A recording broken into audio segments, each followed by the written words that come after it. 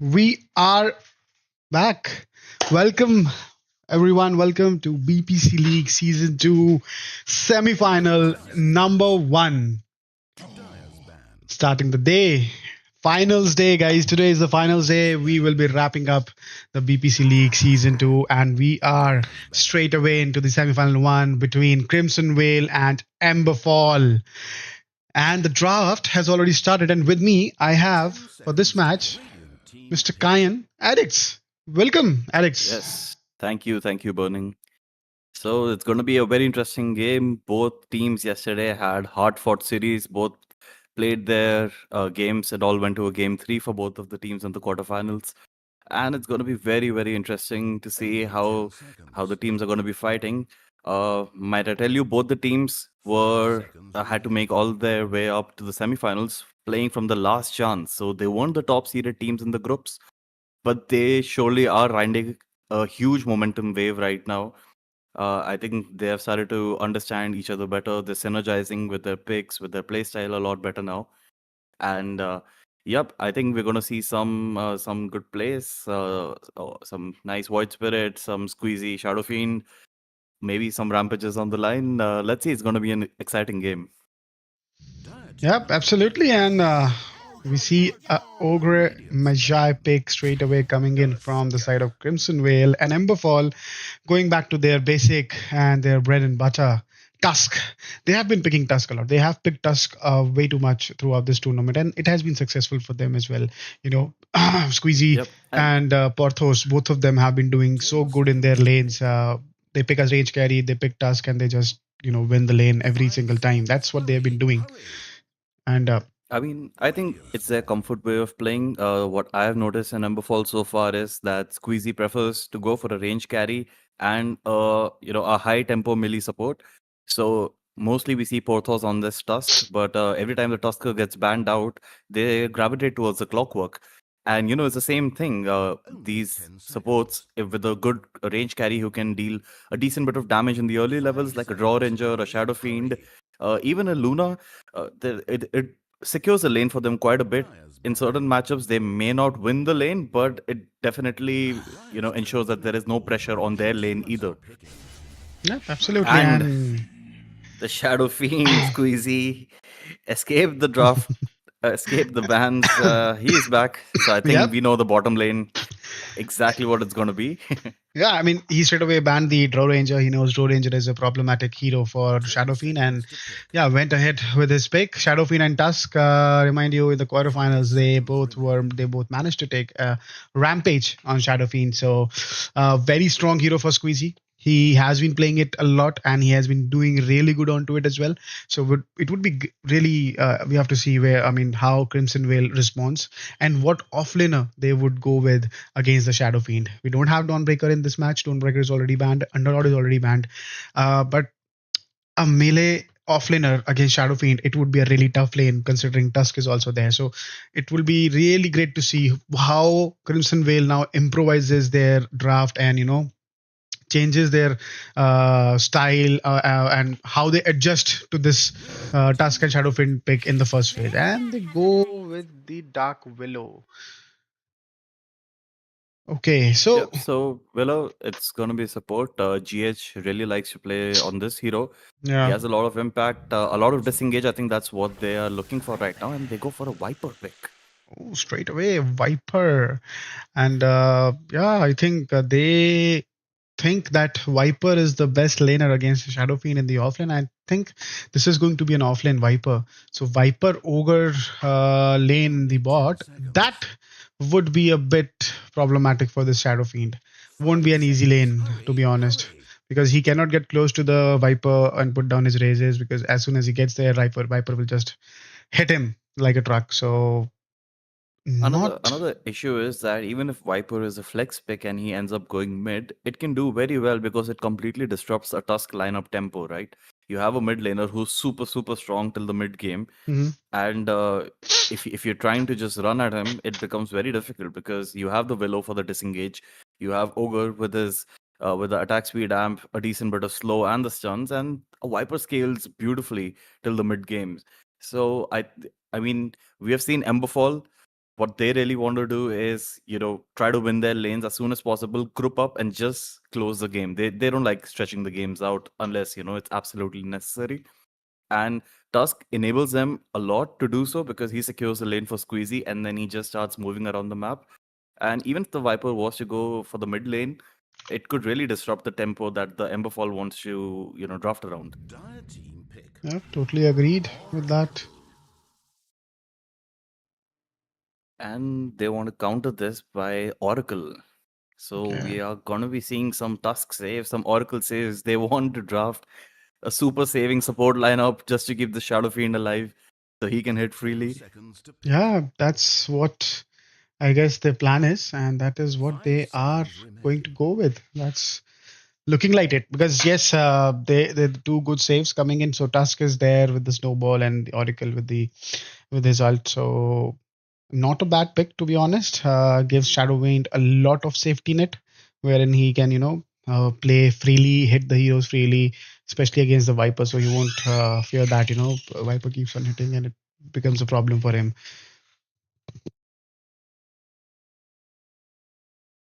So we are going to be looking at the last few picks before the ban stages come in, and they are going for the Slardar.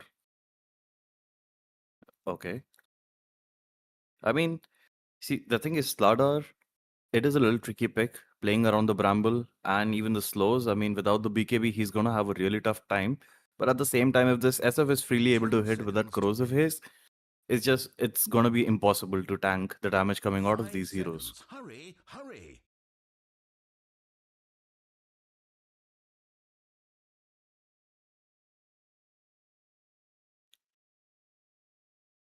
Crimson Veil now looking. I mean, I think they want to look towards, still want to consider whether to send the Viper mid right now or want to send him off lane. So yeah, we still need to wait to see.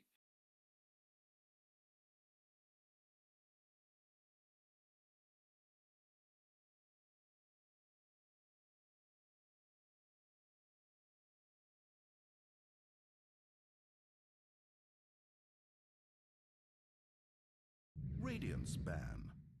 And Crimson will go for the Magnus. Okay, so they want to draft a bit of a team fight lineup themselves, I Mm-hmm. think. Uh, I mean, I don't think it's a super bad game for Magnus. But right now, the issue on the side of Crimson Veil I'm seeing is that they don't have a very hard hitter right now. I mean, I doubt the Magnus is going to go pure right click. Yeah, even if he's a mid laner, it's going to be a little tough because he doesn't man fight the SF very well, and especially with the corrosive haze and the armor reduction from the Yeah, SF's passive, they need someone who can stand and hit like a truck, as you said. and to be Uh, honest, they have Emberfall has too much of armor reduction now with the Slardar pick and now Magnus. So we have seen carry Magnus from Sumail in the qualifiers and yeah. in the EWC World Cup. So might be something that Crimson Vale is picking up from there, that they want to play carry Magnus. They want to try it out. Obviously, this will be something new or might be something which they have already been thought about it and they were just saving it for the semifinals.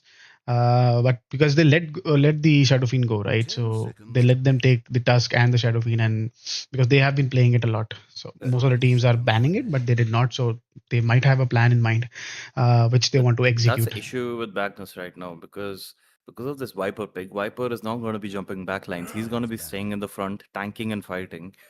So are Ogre and the Dark Willow.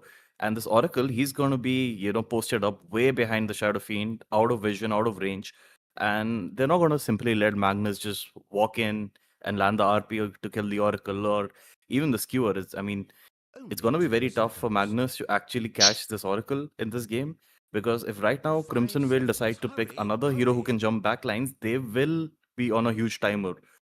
As they will eventually, fall out of damage when we Mhm. are moving towards the 30-minute mark. So, I mean, they have to think about a few compromises because if the Magnus even lands a 3-man RP, the Oracle safe will just, mitigate the entire damage that could be done within that RP. Absolutely, and here comes the Wind Ranger. Windrunner. So not a bad pick, to be honest. This is a very good pick from the side of Crimson Vale. Wind Ranger can really focus out the SF, right, or the backline. So this is a very good 10 pick seconds coming to in, and go. I think this will be going carry, and they will be playing Magnus mid.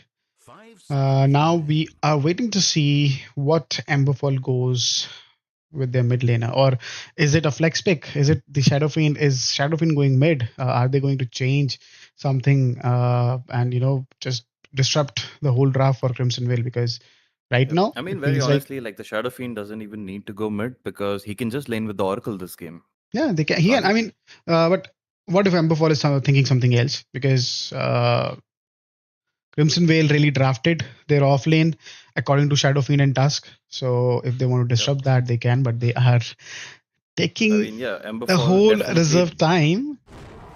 and they go for the Okay. Lina. They go for even more range now. Yep. For Magnus, mid lane is not going to be that easy, and Noctis will be Yep. going, and Bhai got Off no lane. chill Yep. will be going on the Viper. So it would be great to see how the Yep. lanes So it's go. gonna be, I think mostly it's gonna be the Viper mid against this Lina, and the Magnus is gonna go off lane. Hmm. I mean, I think mostly that is what's gonna happen because Crimson Vale right now they have drafted a very early team fight lineup. You know, all these heroes they get activated super early, a lot of damage they can deal with, and I do feel they're on a bit of a timer because the Lina, the Shadow Fiend, they scale incredibly well. Slardar, if his lane goes, even if he's able to tie up his lane, irrespective of losing or winning, Hmm. he can himself, just disrupt the entire tempo for Crimson Vale. Absolutely correct. So laning phase seems to be very good for Emberfall. I feel Emberfall will have that slight edge in the laning phase, but then Crimson Vale, if they execute their team fights in the right way, I think they will get back and they will be able to hold off that mid game that they need to. And then Wind Ranger can always, take down that Shadow Fiend with his ult. So going to be a good one. So game one of the semi-final, we are underway. Emberfall versus Crimson Vale. I also have Batman with us. Is So everyone ready? now we see the drafts, guys. Predictions. Kyan. Um, I think I'm gonna give this one to Emberfall. I mean, just because of the Shadow Fiend pick on Squeezy, Okay. I have seen it enough.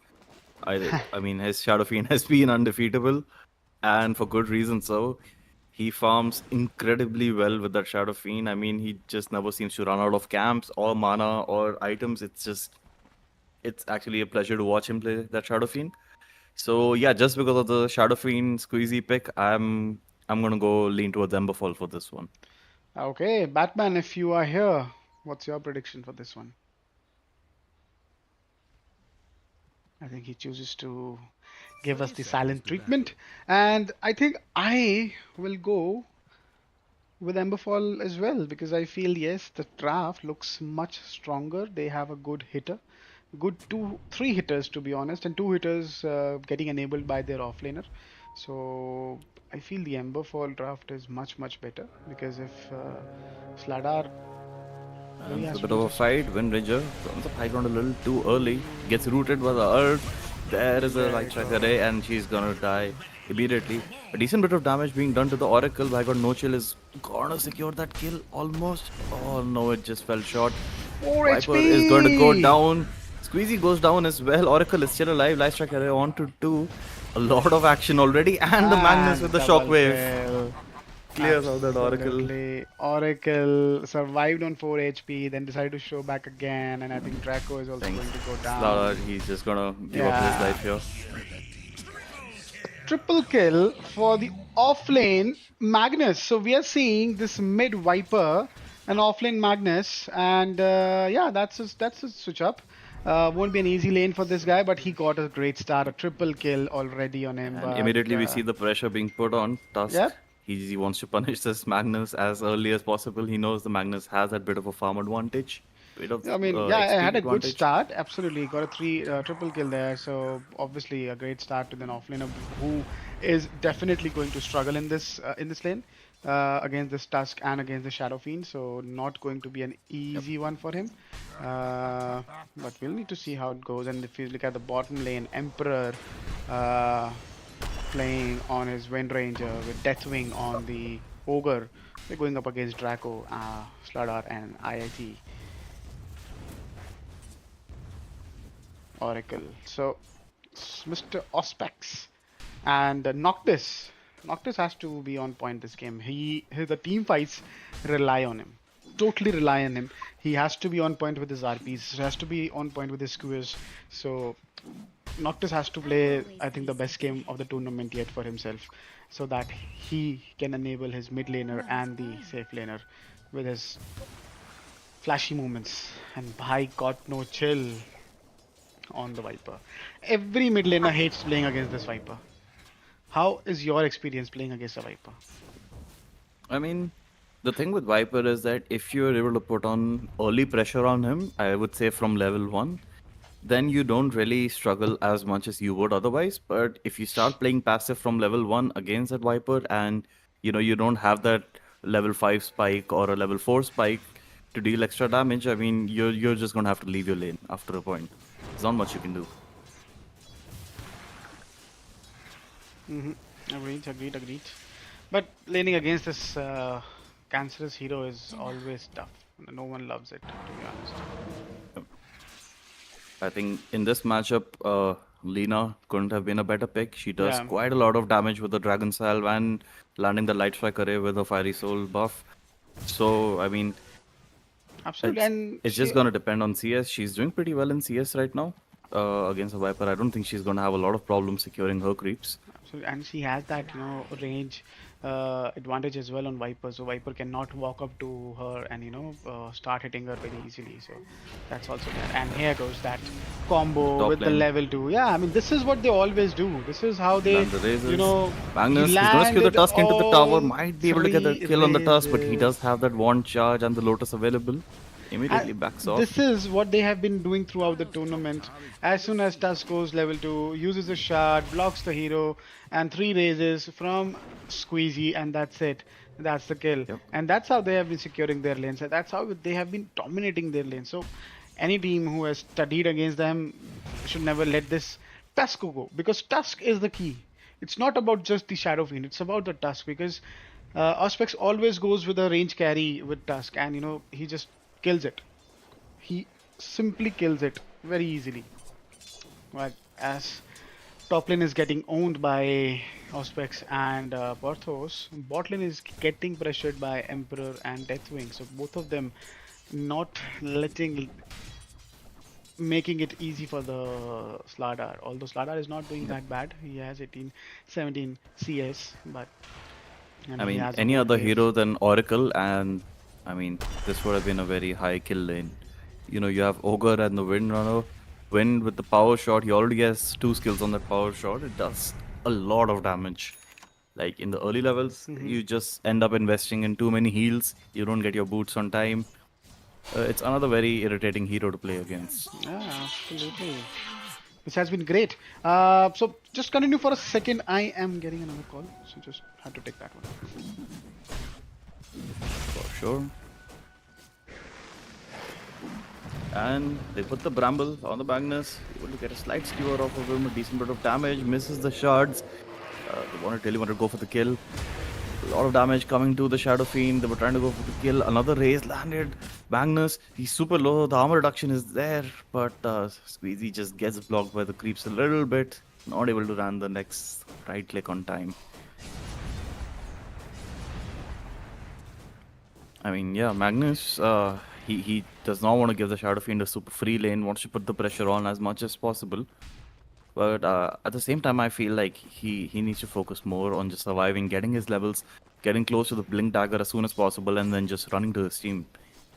Because Crimson Veil's lineup right now, they do terribly well if, they start playing, start playing old school OG style, like proper monkey business. You get together at 10 minutes and then just, start fighting as 5-man, because all of their heroes do very well in the early levels. And without BKBs, it's going to be very tough for Emberfall to fight against their 5-man lineup. Absolutely agreed. I mean, but currently, 6 minutes in, I think pretty even in all the lanes. No one having that huge an advantage apart Viper is from moving top. mid. Yeah, that's why he's moving top because Viper is lagging behind in the mid lane, and he wants to make a move. And Squeezy is quite low in HP, so but he chooses to go on the Tusk, and it should be an easy kill. Tusk should not be able to get away here. He should die. Okay, Yeah, Mr. Rumble. but he is making them work really hard for this kill. Oh my god, he's just not letting go.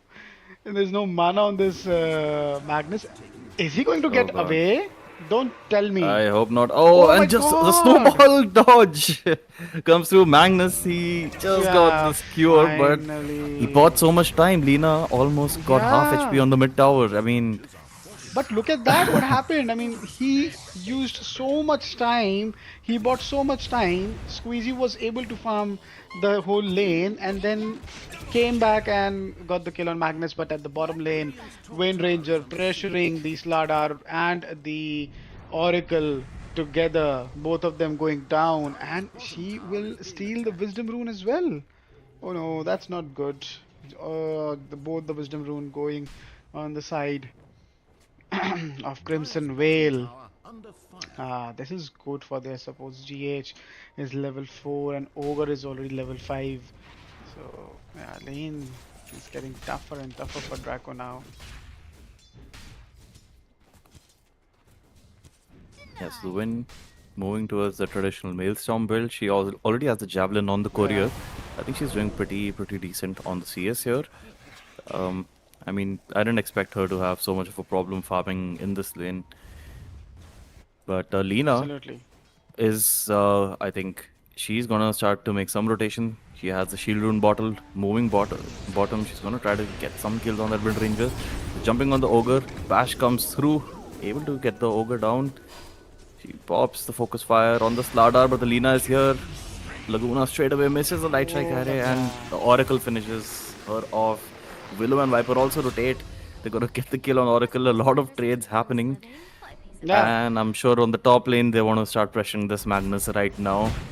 Magnus tried to skewer, gets blocked by the snowball stun, and he's in the shards. 2 raises landed and just, yeah, yeah. too I much damage mean, from there Magnus to tank. is kills everywhere on the map, and all the lanes are getting some action. Viper, I got no chill, rotating bot to to get anything out of it, and he got an Oracle kill. A good rotation coming in from the Lina to kill out this Wind Ranger, and Wind Ranger, she's going up again on this Slardar, and she will kill the Slardar this time around. Has her ult up, Emperor making sure that he is not losing the advantage, and he is doing really good in terms of farm as well. If you look at that, he is almost there with the Shadow Fiend and Lina. And Lina Dyer's is bottom tower is being already making a gap against this Viper. I got no chill is Yep. really struggling. He's going for a BOTs, but yeah, he's not having a great time in the mid lane. But on the other hand, Dyer's middle tower is being Sexy, attacked. he is already making into that Dragon Land. So we are not going to see a magical Lina in this game. We are going to see a hard hitter Lina, Dyer's which middle tower is a taking problem damage. for Crimson Vale because if Slardar uses that ult on any of the heroes, they will just melt like butter because of the fact how much minus armor they carry with Shadow Fiend and Slardar Yep. combined. And So Magnus, he has a pretty good blink dagger timing. I think those early 3 kills did help him yeah, secure, some of that early farm. Even though he did not have like a very good lane, he decided not to go for the power treads. He went bare boots into a blink dagger. But yeah, as I was saying, that blink dagger is going to be very resourceful because the Crimson yeah, Wave, absolutely. their lineup likes to fight early, And even and yesterday, Magnus will definitely enable them yeah, quite a bit. even yesterday we saw a 9-minute blink timing on that centaur played by Jinx. So, offlaners opting to go for blink early in the game. I mean, yesterday also that same thing happened, and now Magnus has it. So we would need to see what kind of a rotation and how useful this is going to be for him now. And Yep. So oh they no see no the no no stacks. no! The blink reveal goes on to the illusion in the mid lane from Magnus. Sexy playing with that illusion rune perfectly, and that blink reveal really is not working. How did not work out the way they wanted to, and they took down the stacks as well. So Sexy and Porthos, they're hurting the side of Crimson Vale. Yes, they took down both their Wisdom rune, but yeah, Noctis would have hoped for the real Lina to be there in the waters and could have RP'd her and Yep. get the kill, but that was not the And case. And now they I will mean, be I think the careful. blink reveal was a little sooner because he got it around the secret shop, and you see it is already warded by Emberfall. Yeah, So that's the I think they reason did have an why. idea. Yep. Yeah, that's why SXE used the illusion there in the mid to send it out just to see if he can, force out the RP. But yeah, he did not force out the RP, but he did force out the blink and skewer. So that happened. But Still have the quite RP an to play even with. game. Yeah, but quite an even game. So they just need to take the stacks and get out. They have done good. Let's not overstay their welcome and give that Magnus a chance to get a kill on you. So they'll just run away after taking the stacks. An even start to the game. Quite an even game till now. Oh my God, Yes, Silverlip Lina. gets a curse crown. Lina is going to be The stunned there. blink is Magnus waiting for up. the blink. He has the blink. He might want to Uh, catch the Oracle as well because he knows that Oracle save. But Oracle goes up with the root. They are still pursuing. They really want this kill. Magnus skewers in the wrong direction. He was too far away for a skewer back. Oracle pops up his ult immediately. He's going to tank quite a bit. Squeezy wants to join this fight. Wants to see if there's some cleanup job that can be done. No, it's just Oracle's going to lose his life. yeah, I mean they got and Windranger got the Tusk near the secret shop here. So Tusk also goes down. They're moving on the Slardar. Slardar, he still has a Guardian Sprint on cooldown 2 seconds, but he's going to get away safely. So, Slardar decided to invest in the Soul Ring, so his Blink Dagger is going to be a little delayed. Yep. So Sladar thinks that he really did not need the Blink Dagger that early because his team is already enabled. Sexy is already making those rotations and making sure that that tempo, and they are also pressing the map as much as Crimson Vale is. So Emberfall. So Gonna Sladar start got that going on the window. Shadow Fiend. Emperor pops the focus fire on the Shadow Fiend. He has to get away because they're diving in the tower. He's low on mana. I think this was a little bit of a miscommunicated initiation. And he goes Definitely Magnus bot. RP would have made it easy. And Squeezy goes bot, wants to trade out the tower, and that's what he's going to do. Maelstrom is up on the Wind Ranger and straight away tries to kill the Shadow Fiend. Obviously, did not work out, but yeah, Lina is already here, so they will trade out the towers. Yeah, man. That's one thing to learn from for your pub games. I mean, these teams they try to group up as soon as possible and start pressuring these tier 1 towers because they do open a lot of space on the map, whether it is for ganking or farming. I mean, for both the opportunities. So, I mean, a lot of the times we see that a game falls into the 35, 40-minute mark and the T1s are still standing when you had all the opportunity to take them. So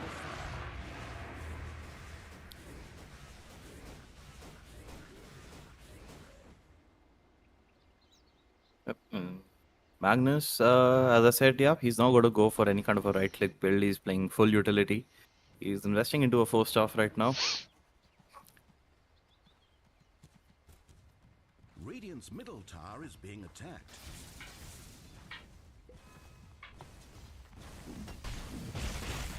We are about to be 14 minutes into the game. Pretty even. Emberfall does have a little bit of a lead, but on the side of Crimsonville, they do have a kill lead. Very, very not so significant right now, but it is something. And they do have a 4-man smoke up. They're moving towards the top jungle, try to get a kill. They And if might be able to catch they, the Slada. yeah, They if don't they, see him yet. I think Viper spotted the Lina in the mid lane. They are moving towards that Lina. And RP onto the Lina. They're going to pop the focus fire. They're going to secure this kill very easily for the Lina. yeah, that was a much better target for them because Tusk was moving up to that high ground and he could have broken the smoke and could have tanked that gank for his team. But Lina was seen by the Magnus and making the full use of that Blink Dagger and RP. First RP of the game results in a kill of one of the core.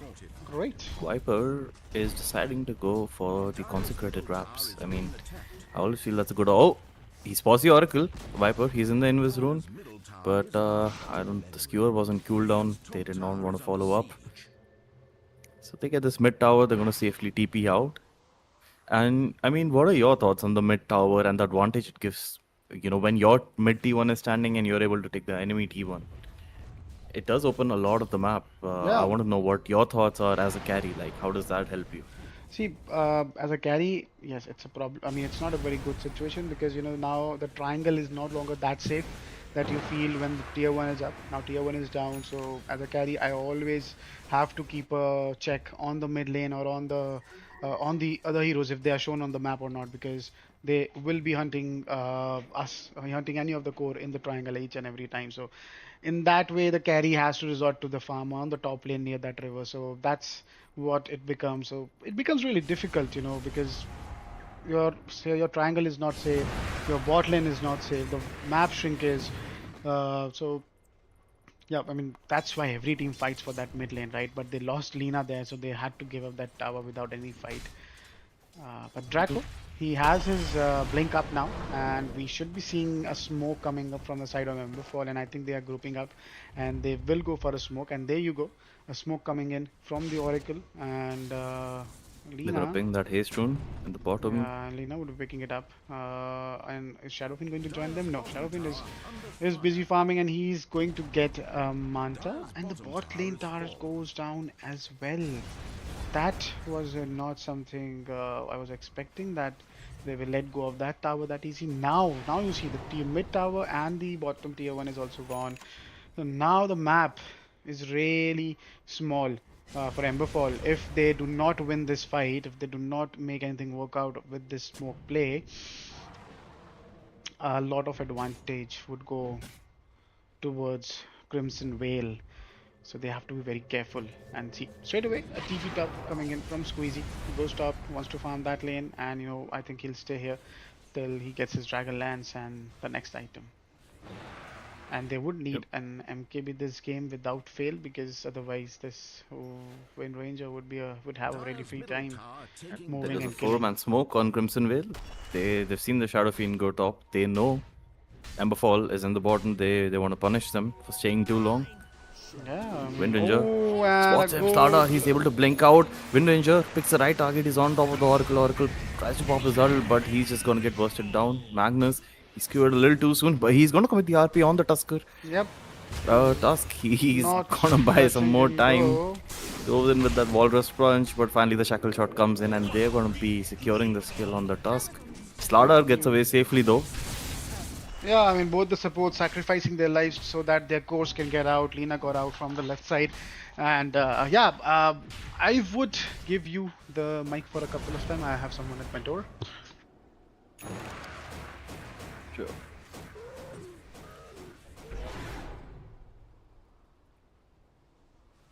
So Squeezy, he's finally getting the Dragon Lance. He wants some of that range to work with while he's hitting. I mean, it can get a little difficult to man fight the Viper, when you are so close and you want to maintain some distance from the Ogre as well as the Willow.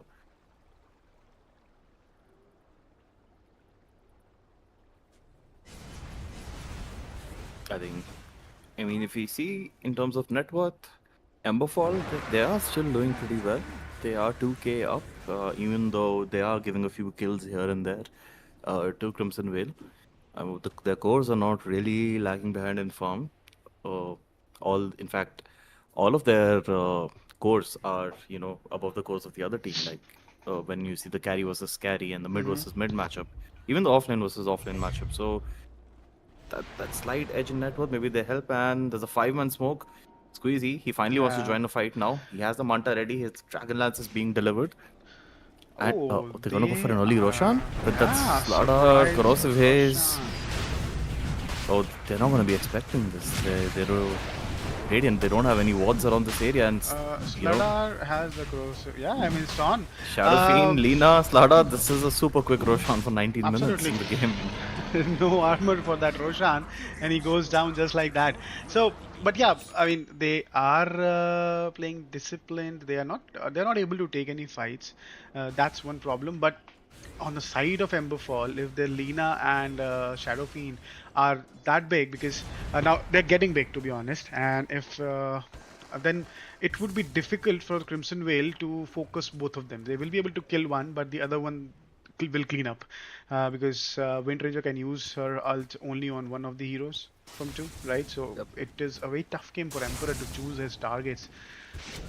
So And not going to another be big easy. issue that happens is, when you're playing Magnus as a full utility hero, you end up not taking any skills on your empower, and that really slows down your farming. Because if you keep spamming shockwave for your farm, you eventually end up in the fight with very little mana.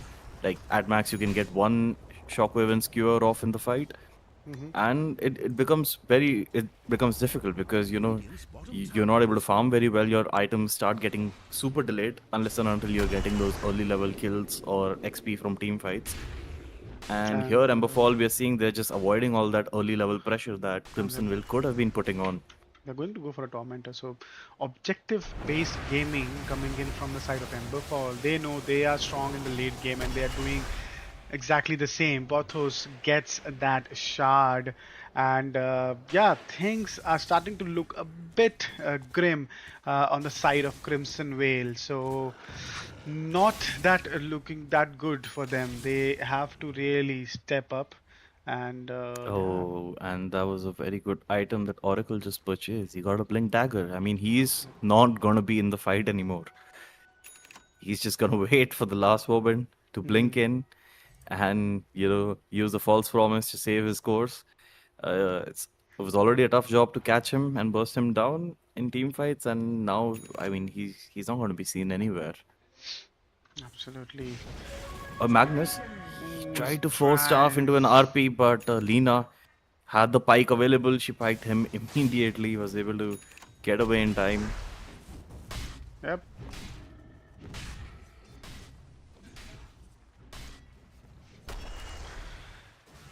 So taking the game slow on the side of Emberfall, they're taking one tower at a time now. I think they're going to pressure the top tower. They've taken the bottom tier 1 and tier 2. Now they'll start to open up the map for themselves by taking up that top tier 1 and tier 2 as well. And Shadowfin still has 2 minutes on this Aegis, so he's super strong. And straight away he's going to build that MKB. He knows how important that item is against this Wind Ranger. They don't want to delay that MKB, otherwise, obviously Wind Ranger has the BKB up as well, so she'll, freely hit anyone in the team fight. So they don't want to do that, and rightly so. With Shadow Fiend building into that MKB. Wind Ranger trying to pressure the tier 2 mid. She's trying to get a little bit of a trade in the towers. It's a pretty low HP, but neither of the But I teams want to think take a full-fledged team Emberfall, fight. yeah, but Emberfall I think would concede that tower. They don't care because they are getting a much better objective. They are opening up both the side lanes Oh, for themselves, and Slada does TP. yeah, He wants because to they got chase. that time to take the tower, and now they're going to Lina's also defend there. it. Slada gets the stun off on the Magnus. He gets that bash instantly. Magnus forced out. Lina Get up with the Laguna. that. She's trying to get the Magnus. Magnus barely survives. They are going to disengage from this fight. No one dies after all that chaos. And look at that, Lina has a shard up as well. And she's also building into an MKB. Okay, they really hate this Wind Ranger and they don't want her to get any game. Any of the core is alive will shred through this Wind Ranger. So both of the cores are preparing for it. They don't want to rely on anyone else for killing that Wind Ranger. So taking the tier 1 tower as well in mid. So yeah, taking back their space, which was gone when we were talking about, right, that losing that mid tower, and now Yep. the way they have controlled the whole map, they have taken back the whole space now, and they have a I mean, 6 but network advantage that's as well. that's one advantage you have when you have two good tower hitters in your team. You really don't Yeah. care about tower-based objectives that much, because you know that once your items are up, those towers are just gonna melt. With the Shadow Fiend and the Lina going right click, it's almost like every time right now Crimson Veil loses a team fight, it's gonna be megas. Yeah, the lead is going to grow and grow, and because both of their cores are farming really fast, and on the side of Crimson, where it's only the Wind Ranger who's Yep. farming. So there's a So 5-man smoke. They want to find the SF. I think yeah, they they did spot have him in that the lane, Aegis timing, and but they might. Yeah, the they will wind catch him. smoke breaks. They're gonna see the Absolutely. SF. Oh, Uh, what happened there? just a little confused. I think they were looking somewhere else. Below goes with the ult. They're going to be able to get that kill. Tusk tries with the snowball save. He was just a little bit late, and they're going to clean up both the supports as well. What a team This fight did coming go in. What in a the favor. read.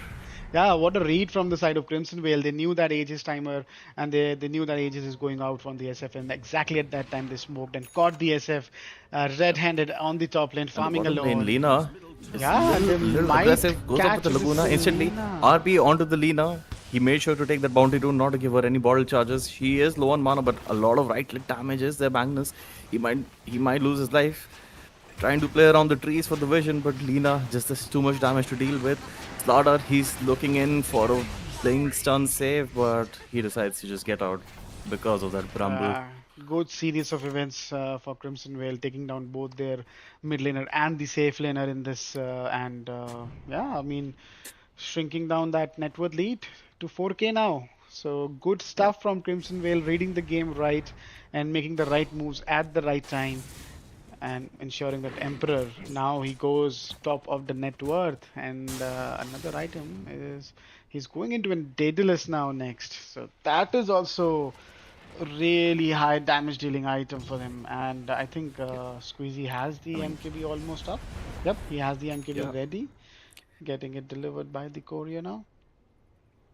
So I feel now Emberfall really needs to smoke up and try to take a fight, because they have the MKB up and they should, you know, they should I utilize think they this are timing. waiting for the Slaughter to get his BKB, Which so will that he take can some actually time, jump the yeah. back line properly. Otherwise, it is very difficult for heroes like Slaughter to play in the Bramble.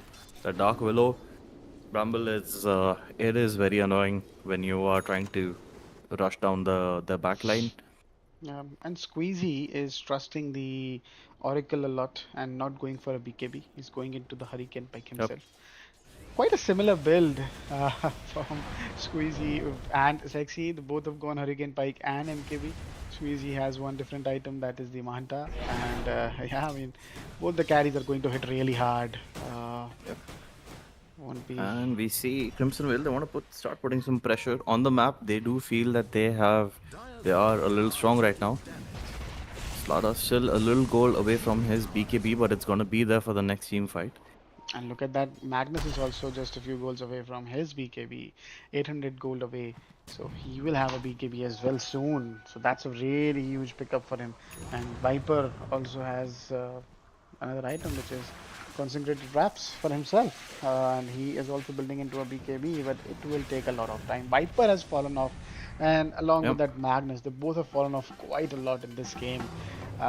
Look at the farm on Lina and Slada. They both are above these two guys. So And Viper. that's what I was pointing. Like, so their heroes, they do very well, early game, mid game, and you skill accordingly because you want to put pressure, you want to take those early fights. But if those fights don't happen, and like for the Magnus, you don't skill Empower early enough, it becomes very hard for you to start farming the camps. Because you're not a high mana hero, you can't keep spamming that shockwave for every single camp. And if you do, then you have no mana for a team fight.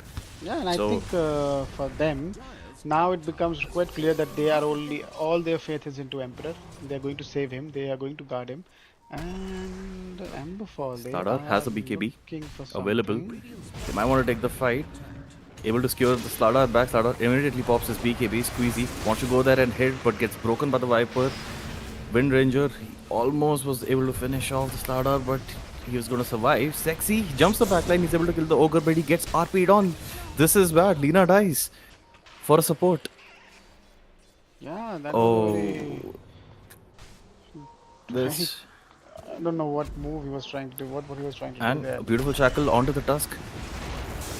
Oh my god, a lot of chaos And happening here here. Able to comes put the Slaughter on the RPG. cliff. He Yeah, Squeezy. ooh, the damage. Yeah, Squeezy Squeezy, has he the can't go in and fight. He damage. does not have the BKB. Yeah, but he So has he the cannot damage just with him. But and he fight. needs someone. He needs someone to set that up for him, because they're able to kite Squeezy out in the team fight. Yep. What a fight And again! Emperor already dealing so much damage, and with the Yeah. Deadless, which is he's just a Almost few up. more gold away from the Deadless. Yeah, this is almost up for him. So that is also going to be a really. I mean, there are absolutely no saving items on the side of Emberfall. I mean, they're all just banking on the Oracle to land his spells at the perfect timing.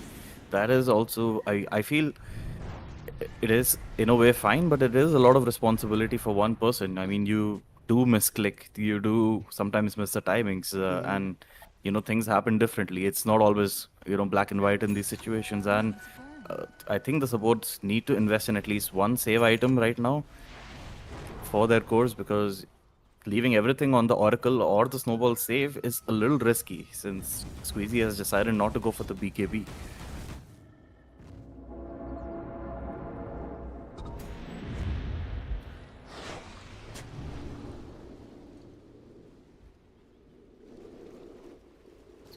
Okay, Emberfall, they finally smoke up. I think they want to move towards this Roshan fight. They don't want to give that free Roshan. Emperor, he's a little far away from his team. Could have gotten caught, but I They think he really gets want to away win a safely fight here. now. They have been losing the fights back to back, so it is really Yep. important for them to make sure that this smoke play really yields something for them. That's really Oh, important for them. and they're gonna wrap around. They want to catch them by surprise. I think it will be a smoke on smoke. I think Might we are be going to a see a fight. three-man stun at Yeah. least, or stun only lands on Oh my Ogre. god. But What the an task he's RP immediately this gonna is die. coming in from the RP on Magnus. 3, a lot of damage being dealt with the Look at Bridget, but the that. Oracle save comes in.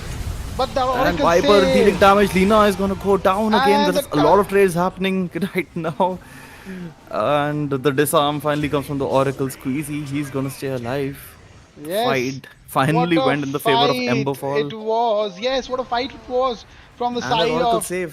from the side of Emberfall. Oracle coming up with that clutch save. He used his ulti on Sladar, which I thought was not the right move. But in the end, Squeezy, he was able to hit them very easily. And, that two MKBs, both on Lina and the Shadow Fiend, really costed that Emperor. He was getting hit from everywhere. He cannot run away from the wind run because he was getting the damage then as well. So, but a great RP, although Yep. from Magnus, but the follow-up damage, that's only on one single hero. And that's the problem. It was only Emperor who was dishing the damage during that RP. So, even though it was a three-man RP with two cores into it, but it did not come out good for them. So a great fight for Emberfall, a great fight for Squeezy. They really needed this because they were losing the fights back to back. Good fight coming in for them, and now they see. And I think they wanna go juke again. Yeah, they see the GH Dark Willow again in the triangle, and they wanted to punish him before going for the Rosh. And I think they want to I take think another fight before. And look at that Squeezy, Magnus he's going for the butterfly. tries. He just wants you hit as hard as possible. And Wind goes on the Oracle. That's a very nice catch. Oracle is dead. I think Emberfall will have to back out now. Yeah, and they will give up. GH for... I think they will give up this rush. I think so. Oh, look at that! Oh, Magnus! Beautiful skewer onto the SF. The stun comes in directly But on the what Wind Ranger. Slatters on top quick of the Wind fingers. Ranger. Fight Quick goes on. hands SF coming trying to in. burst down that Viper. Tusk takes the SF onto the And Wind Ranger. look Wind Ranger at is gonna die. that. There is no save. Oh my god! And Lina, he's able to get the kill, finish off that Viper. Oracle, he bought back. He's back into the fight. Slaughter stops the TP for the Dark Willow. They are chasing down this Ogre, and it's a team wipe.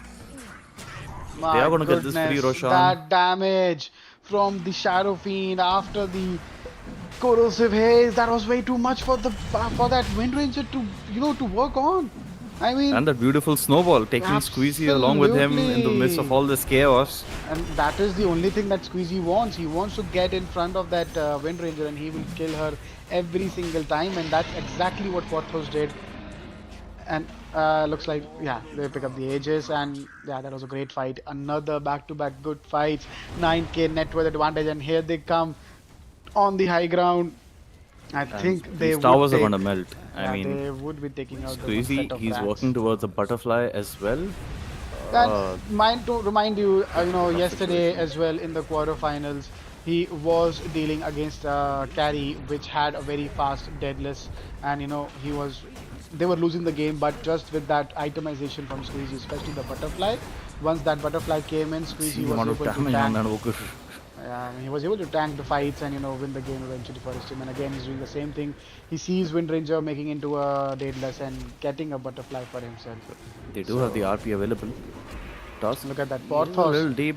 Yeah, he just wanted to take He's that just toying Rax. around with Absolutely. the He Radiant. wanted to take that Rax and get out, and because he knows Oracle is behind him, and Oracle. Oh, is so seeing they him immediately as well. smoke up. They want to try to catch someone. Yeah, they But thought they are they are doing a deciding fake not to back. go for. I guess they thought they're doing a fake back, but that was not the case.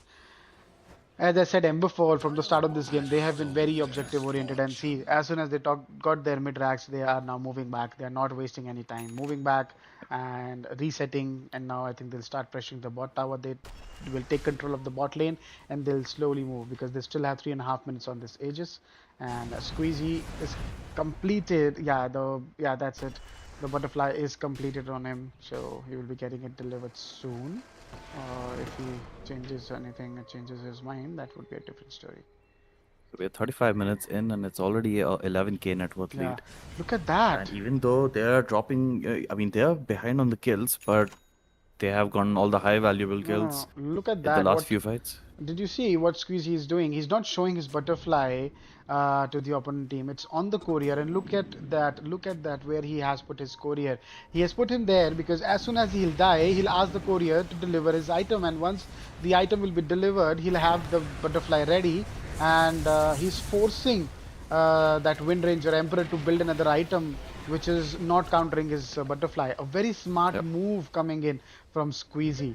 And yeah, this is really good. They are going to pressure that. Look at that. Yeah, Wind Ranger really wants to take it down. Takes down the banner. Not an easy high ground now Okay. for Emberfall. So yeah, Oracle finally he gets one more save item. He gets the Glimmer Cape to protect the supports. Tusk also gets a save item. He gets a Yule Scepter. I think that both of these items are good to disrupt the flow of the fight a little bit. Eases off the pressure on Oracle solely.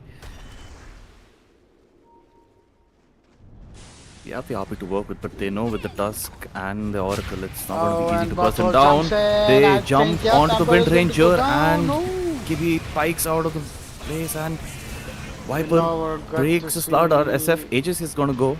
Yeah, look He at might that want to courier start now. Yeah, delivering look at that the courier now. butterfly Yeah, now. there, here Yep, comes the he butterfly. has the butterfly and he's hitting, but the Lina dies. They're able to get the kill on Lina and now he needs to back off. Magnus, yeah, Magnus does not. Magnus, did he has the not use his buyback. RP. Why he misses the RP? He was a little too far away and the damage from the Magnus. illusions. Look at that Damage from the illusions is too much. Wind Ranger buys back. They know they need to But defend. They need yep. to do something. Otherwise, this will be game ending. Magnus dies back after using RP on the illusions. That was sad. He did not use the RP first time. Died Viper, and he's then gonna again. break the Shadow Fiend again, but I don't think That is not going to matter they have because enough to finish him off. Oracle is still behind him. Although he does not have the false promise anymore, but they have the racks. And as usual, they will reset, they will go back, they will let the Lina come, and then they will pressure the top side of the map. A very disciplined game, a very methodical game coming in from the side of Emberfall. They really want to go to that grand finals. This is semi-final 1, guys, and this is game number 1. And the way Emberfall is playing right now, and if they keep on playing throughout the series like this, we are going to see them once again into the finals. That would be, Emberfall going into the back-to-back finals of BPC League.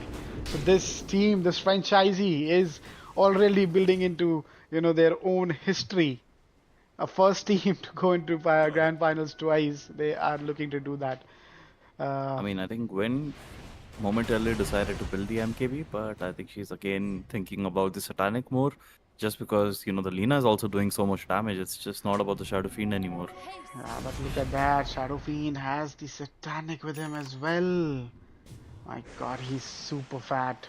Satanic on him. How are you going to kill this Shadow Fiend easily now? Because he's so farmed, he's so tanky, and then on all of this above, he has an Oracle false promise to save him as well throughout the team fight. So yeah, and Oracle, then, he has a Ghost Scepter ready as well. look at that Tusk. He has a lot of save items Look now. at that Tusk. He's building into an Aghanim Scepter.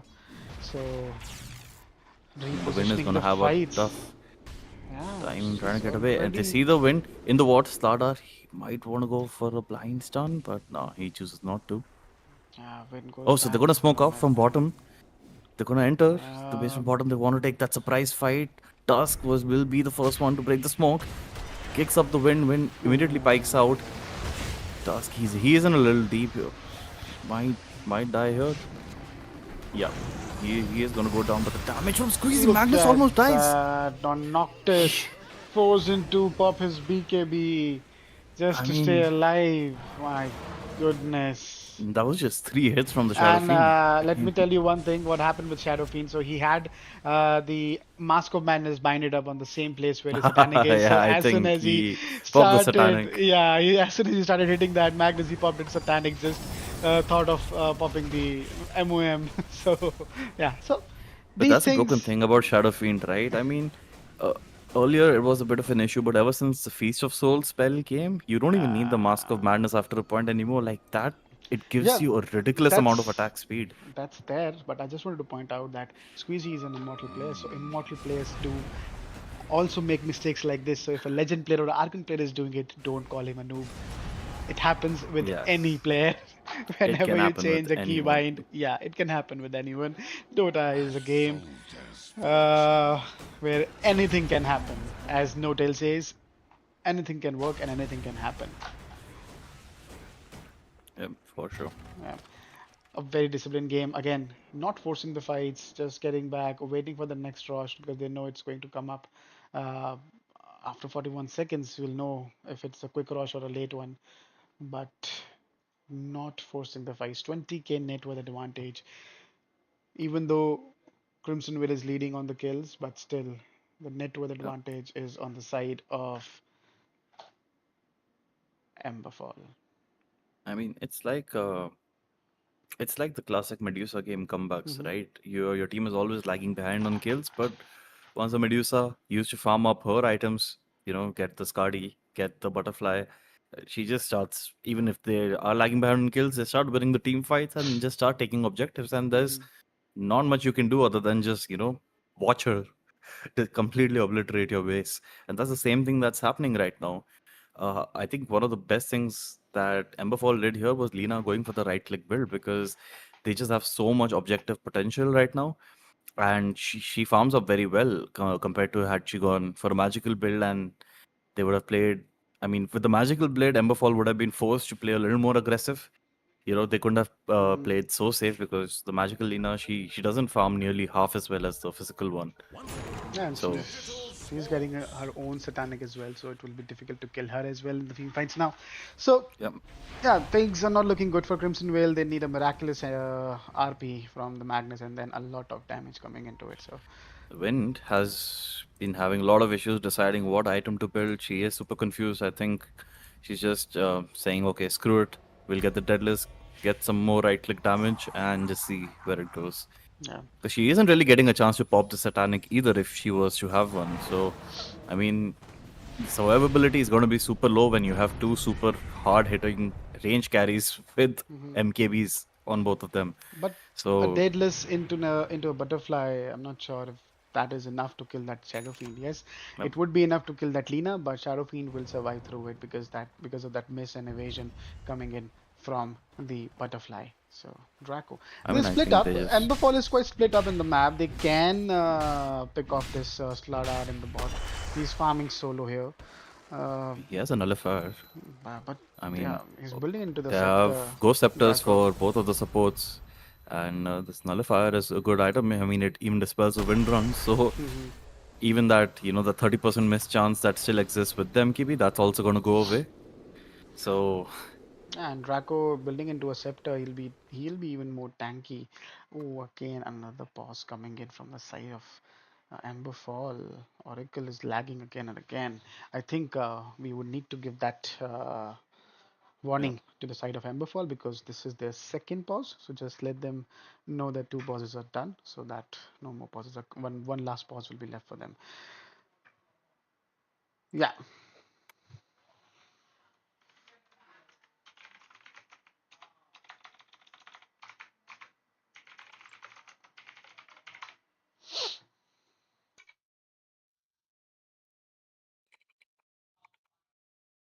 Let me share that. We'll take care of the pause situation.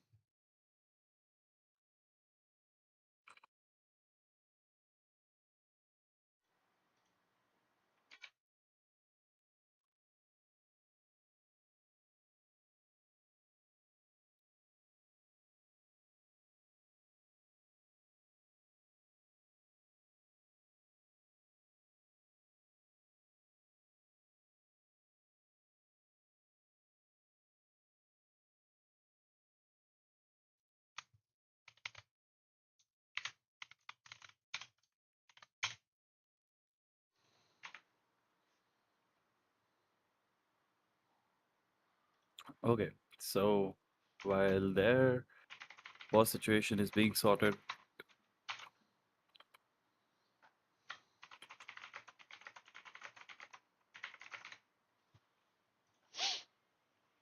yeah. So Yeah. there is a bit of a tech issue that is being sorted. Let's have a quick recap at all the items. So if you can just open the item page so we can see what each and every hero has. I mean, the game has been so active, we barely are getting time Yeah, absolutely. to really see what's happening. So the Wind Ranger, okay, she went for the Deadless. Viper, he's building into a Shiva's guard. Finally, he wants that little bit of a Yeah, to be that extra honest, armor, that I AOE. never see that impact coming in from the Viper in this game. Yep. That impact has I been mean, he missing. had Viper, as I said. I mean, Crimson Will, they were on a timer for sure. I mean, now it's all dependent on Wind Ranger. I don't even think a magical RP really helps them, unless and until the Magnus is able to land the RP on the two supports plus one core, and that one core being Shadow Fiend. Otherwise, Yeah. it's But now any other Lina is combination, and that also, RP doesn't do much, yeah, right? Lina is already equally strong now. So they have to burst on these two. Otherwise, if any one of them survives, that the other carry will clean up the team fight very easily because they will run out of firepower on the side of Crimson Vale. So getting these two Yep. cores together and killing them, that is the challenge. That is the toughest task they have on their hands. But we'll see how they do and what they do on this one. But till the time we're getting those tech issues sorted, uh, just wanted to point out GH. He is playing his second season of BPCL, and to be honest, last season his Phoenix was the pick of the heroes. He was too good on Phoenix game after game, and I think that's the reason. There is one thing that is why it is getting banned, and I really want to see him play Phoenix. And if that's open in the next game, I would love for him to pick it up and I mean, make I some think magic happen. it will be because that's what happened in the last series with Emberfall. After game one, they instantly banned the Tusker and the Shadow Fiend for Yeah. good reason, for good measure. But then they gravitated towards that Clockwork and Luna pick, No, which Clockwork and also Kez. It was a Kez pick in the second game from Emberfall. So yeah, I mean, we correct. thought we Yeah, are going to see a legendary Kez from Squeezy, but it was legendary, but on the other way, it went, I think, for 10 or 12 deaths in that game. So it was not a good game for Kez. It was a stomp, to be honest, in the quarterfinal. But then they recollected themselves in game three and then stomped it with the Door Ranger pick. So now I think they know that it is the time. Roshan is going to come in 1 minute. Yeah, in 20 seconds. It's going to respawn in 30 seconds now. So that's the timer. They'll get the rush and then they will start the siege to the top tower and eventually to end this game. Look at that, Squeezy stealing the Wisdom Rune, and yeah, the scan coming in from the side of Crimson Vale. They know that they cannot give this Rosh. This Rosh, I think this is going to be the last fight for them. Let's look at the buyback status as well. So buybacks up, three buybacks up on the side of Emberfall, and only one buyback on the Viper is up on the side of Crimson Vale. So do or die fight, is it coming in? so they are going for the 4-man smoke, but that was But a that's super the quick super Roshan quick roll. They as never got the time to even move to that triangle. And as soon as it goes down, they decide, okay, let's go back. It's high ground defense. So that's how it is going to be. That's how the life is going to be for them for at least for next 15 minutes, for if they survive the game. Otherwise, this is how it is going to end. I mean, the fight is going to come soon. They have a smoke up on the side of Emberfall. So and Squeezy is now building into overwhelming blink. And and look at that immediately kicks off the Wind Ranger. Wind reposition. Ranger, Yeah. Oh, I think he's another gonna kick. die. SF, but the root, that root was super clutch. Wind Ranger wants to fight back again. I don't know what's the thought process here, A but somehow lot she survives. is, yeah, a Squeezy lot was just a happened. little far back, and Lina was trying to push out the top lane. Had either of them been in position, it would have been like a super free kill on Wind Ranger, but that root from the Bramble just came exactly on time. And Yeah, Noctis, he messes up his blink. He does so much damage. he He's goes gonna go down. He does not have down. buyback. No buyback on him. And that scepter They pickup just need to from retreat. I think Porthos. it's gonna be, yep. And And Tusk, he's gonna look to kick out the Wind again, but he is gonna pay yes. for the overcommitment. Well, it was a Viper, snowball. He could not have stopped it, right? But the Wind Ranger just ran away, so he had no other choice there. So And he's tanking quite a bit of the attacks from the Lina. These I guys mean, are trying too much, but even after losing the toss, they did not have the Magnus to defend. And the Mega Creeps are up for Crimson Whale. So things are not looking good at all. They yeah. need they want the Magnus And back up. And I think Squeezy, he just wants to end. He's like, okay, yeah, I I don't mean care. Tusk can come back slowly. I have the Aegis, I have the cheese. I want to end. this And is Sada jumps up backline onto the Wind Ranger. Went with the Laguna Blade, but he's gonna comes with the survive because false Oracle gives that false promise. promise. A lot of damage being done by the Wind Ranger. And Squeezy, he doesn't care. He just wants to end. He's hitting the throne constantly. Magnus respawns, Oh, what misses the a RP. move! Squeezy spikes him on What a the move from time. Squeezy there! Oh my Surviving god. the RP, and I think this is it. This is going to be the end of game There's number so one. much damage coming from the Shadow Fiend. Absolutely, this Oh is going god. down, and I think that's it. The three heroes trying to hit the Shadow Fiend, but nothing is happening to him. Okay. He's finally going to Shadow lose his Fiend, ages. And no, the fall another comes in. false He is promise still with the surviving this. pressure, Viper, he's going to go surviving down it, almost. and When giving the damage, he is going to lose Squeezy all the ages, but the game is going to finally end. decides to end the game, and the game They don't have the clip. is over, and the game number one goes to Emberfall after a great disciplined game from their side. They did not, overcome it anywhere. They took down the towers with the ages and waited for another ages to come in, and rightly so. The MVP of this game number one is Squeezy, I mean, Mr. Ospec. Queasy, Shadow Fiend. Yeah, I mean, and Tusk. I think it's we've seen this throughout season one and most of season two, group stage and the playoffs and everything. Like, Yeah. you got to start banning this hero. Absolutely. I mean, you need to ban this Tusk on Porthos as well. Porthos has been playing really great on the Tusk as well. So Tusk and the Shadow Fiend, they really, I don't think so. They are going to get that again. It is going to be banned throughout the semi-final. So that's it for the game number one, guys. We'll take a quick break and we'll be back for game number two. A lot of action still left, and the winner will go into the grand finals. A lot of Dota left, and we'll conclude BPC League Season 2 today. We'll be back after 5 minutes. Bye bye.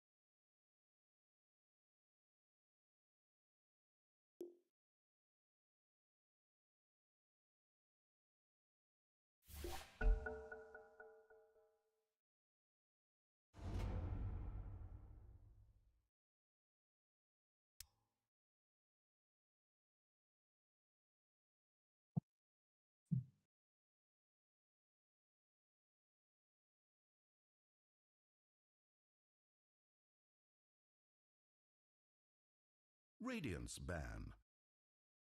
Okay, guys. So we are back to game number 2 in the semifinals for BPC League Season 2. Emberfall versus Crimson Whale.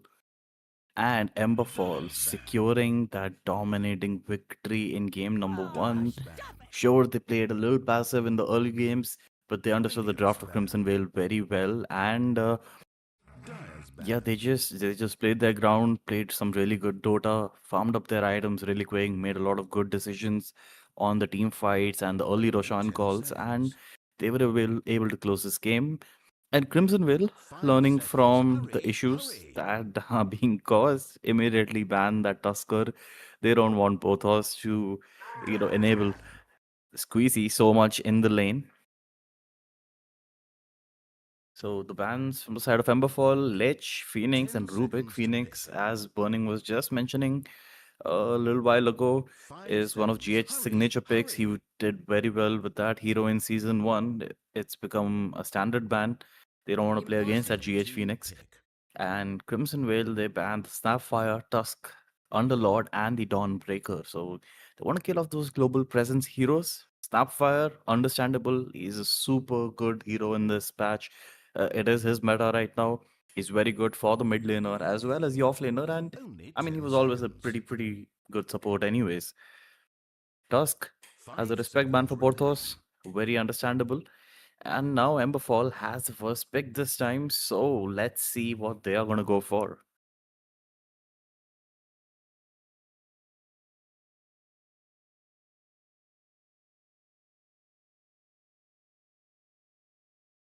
I mean, I think game after game we've seen them move towards that clockwork pick. Oh, they picked the Spirit Breaker. So, Spirit Breaker, that's a hero that I just want to let the viewers know that in Season 1, he was the most contested hero. He was banned over 25 times throughout the league. And this time round, he hasn't been banned as much. But he hasn't been picked either too much. I mean, this is the 4th game. Spirit Breaker is being picked 4th, or I could be mistaken. Maybe the 5th game. But yeah, I mean, again, super annoying hero to deal with. He does scale up very well once he starts getting his items. Most likely he's going to be a support, but we do know Spirit Breaker players, they build up into those phase boots and Shadow Blade anyway. And Crimson Veil answers the Spirit Breaker with a Disruptor. So I think they just want to glimpse back the Bara every time he charges in. Well, I Disruptor, feel very, that very versatile hero. And more than versatile, it's just he brings a lot of that team fight potential into the game. That static storm with the Aghanims, disabling and muting all your items.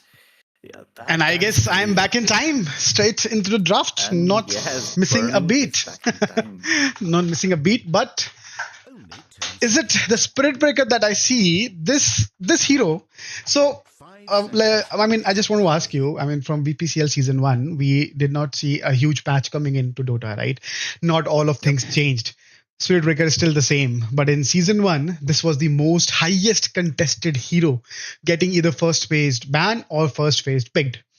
But in Season 2, it's neither getting banned nor getting picked. What changed? How has the meta developed in such a way that one hero who was the most contested one is now out of the picture altogether? What happened? I mean, were you able to? I mean, is it the playstyle of the heroes? What just happened? I think from what I made out of it was that in Season 1, the players were new to the format of how the teams get drafted in BPC League. So they just wanted to get rid of the heroes that, that were a little tough to deal with, because it does require a bit of the coordination with the supports to, deal with the Spirit Breaker as he scales up. And I think they just made that a standard ban. But going into Season 2, there hasn't been a lot of changes to the Spirit Breakers, but severely a lot of enhancements to the Snapfire. So Snapfire has become a standard contested hero in Season 2. And the players, I think, know each other better quite a bit, because there is some data now, right? We see the Phoenix respect ban coming from the side of Emberfall. Crimson Veil, they definitely got the Tusker and the Shadow Fiend out this time. Dawn, another highly contested hero that has been in the Season 2. It's either been picked or banned in almost every single game. So I think mostly, I mean, they want to take away the comfort picks. They want to take away the super good heroes in the meta as well. And even Underlord, I mean, we see this more often that the aura meta is slightly going away, and Underlord chooses to build that early Aghanim Scepter, which again, even if you have a BKB, eventually it becomes very hard to deal with if you can't kill that Underlord. Agreed. Yeah, I totally agree. And Emberfall opening up with Spirit Breaker and Tidehunter. And see, now Crimson Veil banned the Tusk in the first phase. So they did not have to ban the Shadow Fiend. They banned the Shadow Fiend in the second phase, but Emberfall did not go for Shadow Fiend this time. So that's what I was talking about in the last draft as well. This Tusk is the enabler for Shadow Fiend and for a squeezy in the lane, to be honest. And that's what happens. And that's what has happened in most of the cases. And this time, Crimson Vale played smartly and they banned the Tusk and then they banned the Shadow Fiend as well, just to be sure that they really don't want to play against this SF at all. And then they picked the Slardar themselves. So now they want to play with the minus armor situation here. But Emberfall taking a lot of reserve time, 36 seconds left into this third pick, and finally they go with the Grim Stroke. A good laner, I would say a good strong laner for them, and it will be great to see how with whom they are going to lane him now. Only 10 Yep, seconds. so Crimson Veil, I think they wanted to answer the Spirit Breaker with the Disruptor, 5 seconds possibly remaining. glimpsing back the Charge of Darkness. I think it works okay, but more than that, I think the Disruptor Aghanim's timing is going to be the huge game changer in any game, right? Yeah. It's the Aghanims that really disrupts the game for their carry and their mid laner altogether. Dire So team are now picking. Crimson Veil coming up with Viper. Okay, so they want to keep playing this Viper again. I mean, they saw the Tidehunter, and I think they felt the Viper is a good pick here again. Yeah, I don't know. I mean, it did not work out for them the last time, but Yep. they still want to go for it again. Only 10 seconds. Strange. 5 Really, seconds. really Hurry, strange Like, that yep. picking up that Viper again. I think it's a comfort pick. I guess that's also one thing. It is a comfort pick for Emberfall, this time they grab up the Windrunner. So, Undying Windrunner. It's interesting because, like, right now, both of these lineups feel like, they're missing 10 a seconds to key beat. element. And that really needs to, reflect in the last pick for both the 5 teams seconds. right now. Hurry, hurry. Because it is a little confusing because Dire's back. Emberfall, they do have a decent amount of disables, but I think the follow-up damage is something that is Radiant's going to be back. lacking right now. There are quite a few tanky heroes on the opposite team, whereas for Crimson Veil, I mean they do have the slows and the disables, but without BKBs, for them to fight into a Tide, into a Grimstroke, it's going to be very difficult. And even with the BKBs, you have the Bara, who 10 just, seconds to pick. who is going to try his absolute best to cause chaos. Both the teams decide to ban off stacking heroes, so Ursa is gone, the Slark is gone, and Emberfall bans a Life Stealer as well. Yep, and Radiant team pick. Undying Wind Ranger draft. Oh, so they ban the Lone Druid. That's an interesting ban. I mean, Yeah, after seeing the Wind Ranger getting okay again, Wind Ranger is a flex. She can go mid and go safe lane as well. So correct.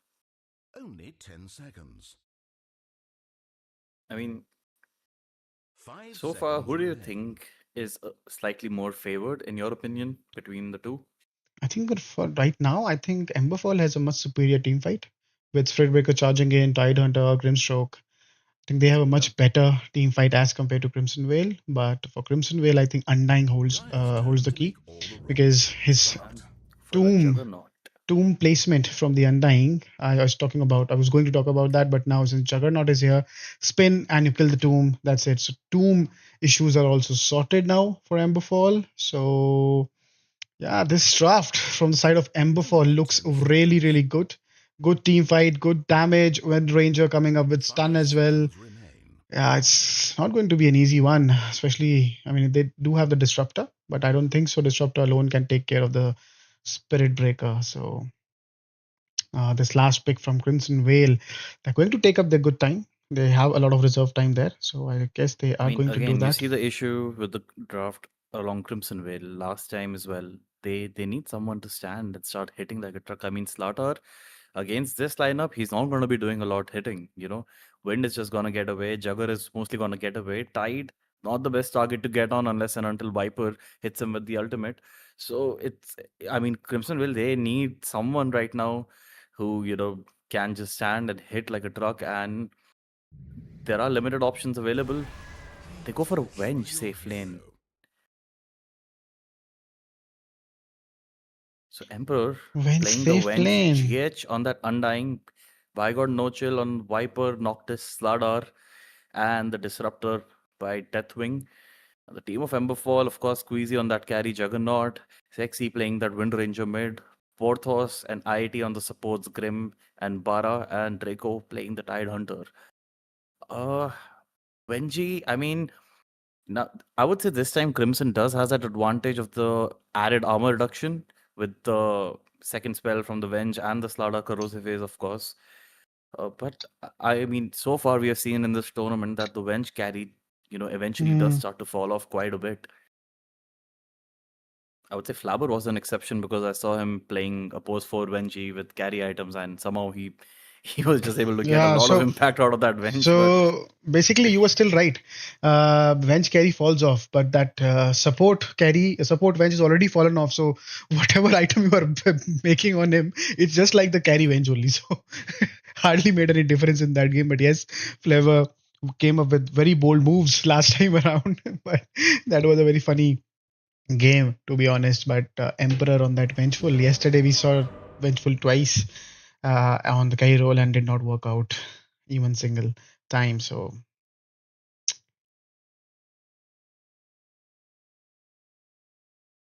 again, the game is gonna depend heavily on the early game pacing, right? What just happened? I'm getting a black screen altogether. Yeah, but I think there's some. Is there any server issues? Not sure. Yep. Checking. I'm leaving the game and trying to reconnect. Yeah, everyone is reporting the black screen error. I can see the message coming in from the team of Emberfall as well. So, what just happened? No one was expecting. Okay, I think we are back in the game. Someone paused the game, I guess. Yeah. I feel. I think so. Yeah, mine automatically started as well again. Yeah. So. No. Someone paused the game, and that's why. Oh. Okay. Yep.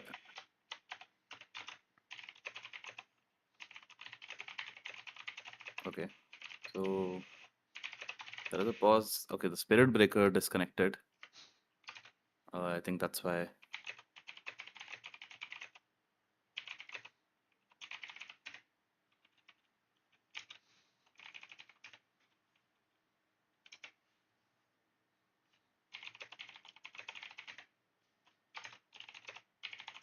Spirit Breaker had disconnected. He is back. I think he disconnected just like us. I guess someone paused the game and then Emperor yeah.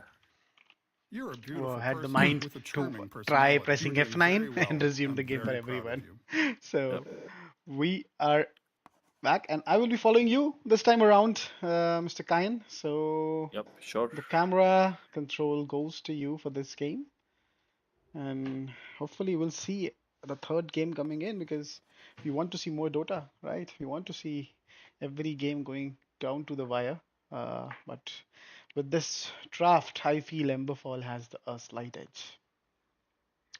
I do feel so that way because I think this game is going to be heavily dependent on the Viper owning that mid lane and making some early plays. Because otherwise, as the game scales later on, it's going to be very tough to fight into a Jugger, Wind, and Tide. Forget that. It's going to be tough to catch this Bara as well. So, yeah, it's going to be. We have to see. They need to secure a lot of farm for this Vengeful Spirit.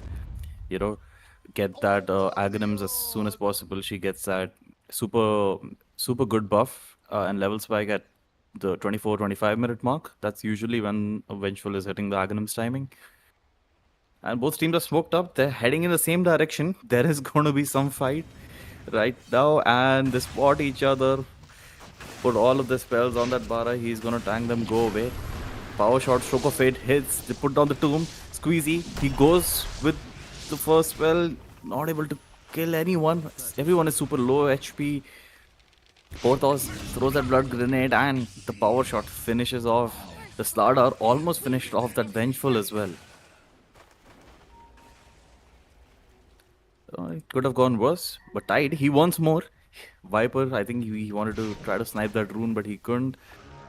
They are lacking stuns right now, so yeah, I mean, heroes of Crimson Will, they're gonna get away with just Resolve the your first blood differences. given to the mid laner, Sexy, and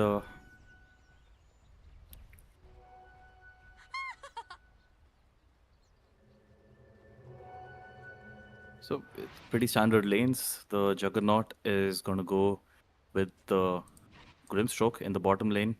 Porthos and Squeezy.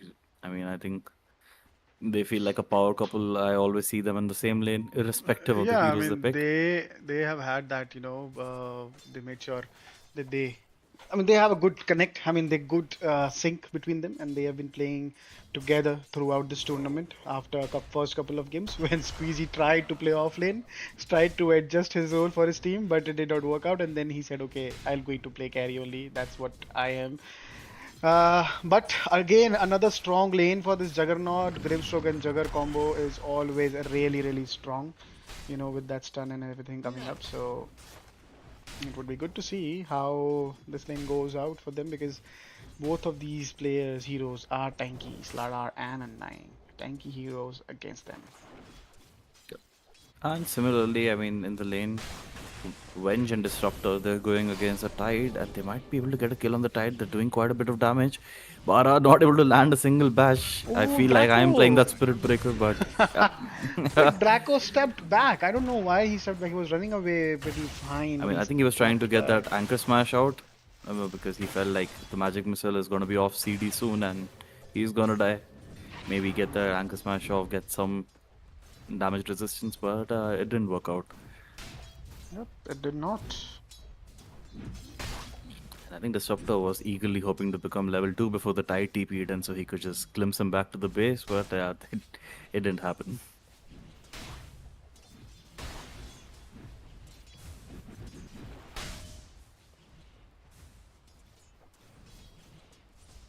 Mid lane seems to be pretty even. I think Wind, again, You were doing very like well. last game, Lina, I'm is very not going to proud have a of lot you. of problem farming against this Viper. But Viper needs to find a way to start putting some kind of early pressure onto the Wind, get that level advantage, and then start making some kind of plays all over the map.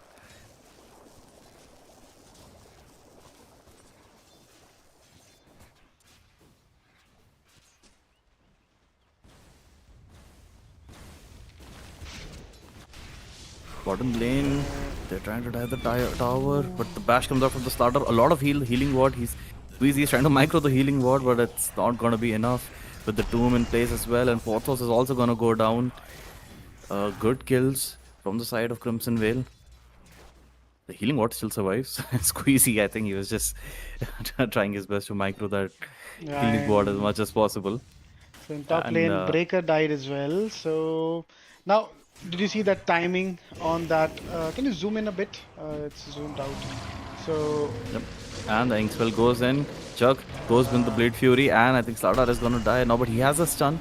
He does not have the bash charge up. Not at Bara all. with the good rotation, and they immediately get a trade back in the bottom lane. yeah, Evening things out. great. And I was talking about the Undying. So he placed the tomb as soon as the spin ran out for Juggernaut. So that was a good placement for him. He waited for that spin to out. He waited out the spin, and then only he used his tombstone last time around, because he knows if that spin comes out and before the tombstone is done, I mean put out, it will be easy for Juggernaut to kill that tombstone. Good move, but then Bara rotating bot, securing 2 kills, and then going back top again. So a good start to the laning for their mid laner and the Juggernaut. So Squeezy. Emperor, he wants to play a little aggressive here. He knows that these early level kills for him are going to be very valuable till the time he can start building up to his specialist array and the Aghanims. you look at the bottom now, I think something is happening in bot. Yep. He GH. pops the tomb again. Slardar, he wants to commit here quite a bit. He has a bash lined up. He has a stun, and they're going to get the kill on the Juggernaut again. Porthos, he's also in a risky position. He does has the swell on cooldown. He does not have the stroke of fate. Slardar, he has a bash charged up, and double kill for Noctis here. Oh, I think Undying got that kill because of the Yeah, because of that. zombies. Yeah, zombies. But I mean, it's been quite an eventful lane. They are trading blows one after another. Slardar is 2-2-2 and Juggernaut is 2-2-3. So both of them have died twice. And if you look at the Undying, he has died three times, as well as the Grimstroke has died twice. So a lot of things are happening in the bot lane. And again, see, as soon as they see that, they want to just keep on pressuring each other. That's what they're trying And to in the top do. lane, I think Tide is almost going to die. They're pressuring the Tide Yeah. quite a bit. He dies. Wind, level 6. He TPs. She wants to start punishing. The gang glimpse is already used. They can't do anything about the Wind. And I think Disruptor is going to die here as well. The power shot does not connect. Yeah. And they're not going to pursue anymore. Yeah, but a good rotation coming in from the Wind because Vengeful was really pressuring that Tide on time. The Tide. Tide decides to Tide. go mid. I mean, Viper, he's not level 6 right now. Charge comes up on the Viper. They hit him with the Gush. There is a bit of damage being done. Venge decides to TP mid. I mean, Emperor, he just wants to take fights one after the other. He's like, he's playing super And aggressive right now. To be honest, this is the right way to play Venge. You cannot keep on farming with Venge. You need to be active. You need to participate in kills. That's what you need to do because you have that stun, you have that early damage, which can really put pressure in any lane. So you have to keep that TP up and rotate as many times as whenever the chance you get. That's what you need to do. And look at that. Squeezy. He gets hit with the bash. They do have the X-Spell available. I think Juggernaut is going to get away just fine. But the tomb is being placed. Grim, he's in a tough situation. He's going to die here. And But again, Juggernaut is just top going to survive. top lane action in the top lane as well. The Disruptor dying to the Wind Ranger there. So a lot is happening everywhere this time around. Quite opposite of game one. We had a very peaceful one, very slow moving game. Not that many kills happening in the game. But this time around, it's 7 to 9 already, and we are hitting the 7-minute mark. And if you look at the net worth, it's the Wind Ranger who is leading the chart right now. After that, it's the Vengeful Spirit. And the Getting a Wisdom good Rune start. timings have been hit. Radiant, I think they just... Bala's trying to get up some XP in the lane. He's forgot about that Wisdom Rune. He is moving now. Meanwhile, Tide was very heavily under-leveled in that lane. I mean, when he TP'd mid, he was just level 3.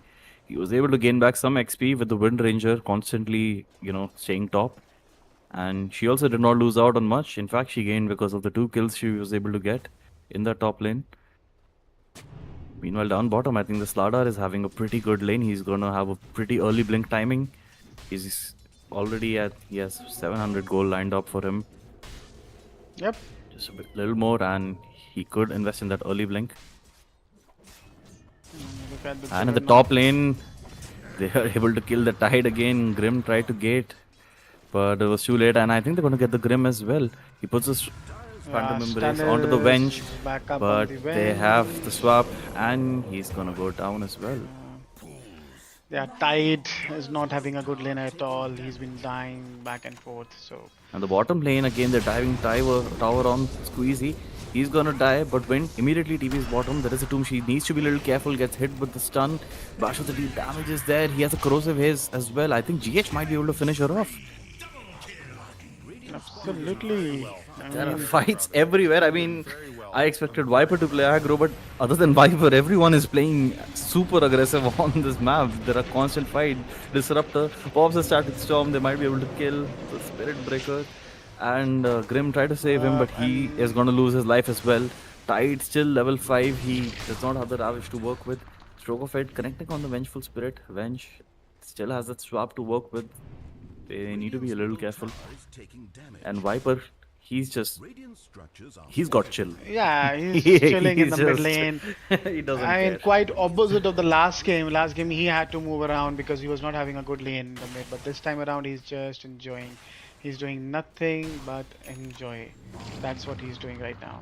It's quite an easy one this time for him. Got the charge on the disruptor again. I mean, they want to keep fighting. Inkswell as well. They might be able to get the kill on the disruptor. He would have glimpse, but the Phantom Embrace catches him out. The Wench is stuck. They do have the Ravage to work with, but they do not have enough follow-up damage right now. The Spirit Breaker still level 5. But it's 14 to 9 at just 9 minutes in. Moves top. He has a tomb to work with. Wind Ranger also working away on the top. I think they want to take this fight right now. They want to keep putting the pressure, keep punishing. Charge goes onto the Undying. He got nicely spotted by that ward at the back. Goes up with the focus fire, but the swap saves the Undying. He gets off the Phantom Embrace, but the Ravage comes in time. He's not able to put the tomb. And this fight works a little well. Double kill for the Wind Ranger. Slardar joining the fight. He is pretty close to his Blink Dagger. Tide is definitely going to go down here. Was the Corrosive Haze on the Grim. He wants to dive tower for this. I mean, I don't know. Ooh, missed out the stun, Noctis there. Did not land the stun, and now Tide. Okay, now the Spirit Breaker He's wants in to a tough pressure him. situation, Yeah, but both are there and they drop the that storm, but the Wind snipes up the kill headshot. with the power shot. Yeah, the headshot coming in from the Wind Ranger, sexy. I mean, he is quite active, and that has this movements from him throughout the map is really showing up into his net worth as well. It's not impacted. He is 5,000 net worth at 11 minutes in, 5.5k net worth.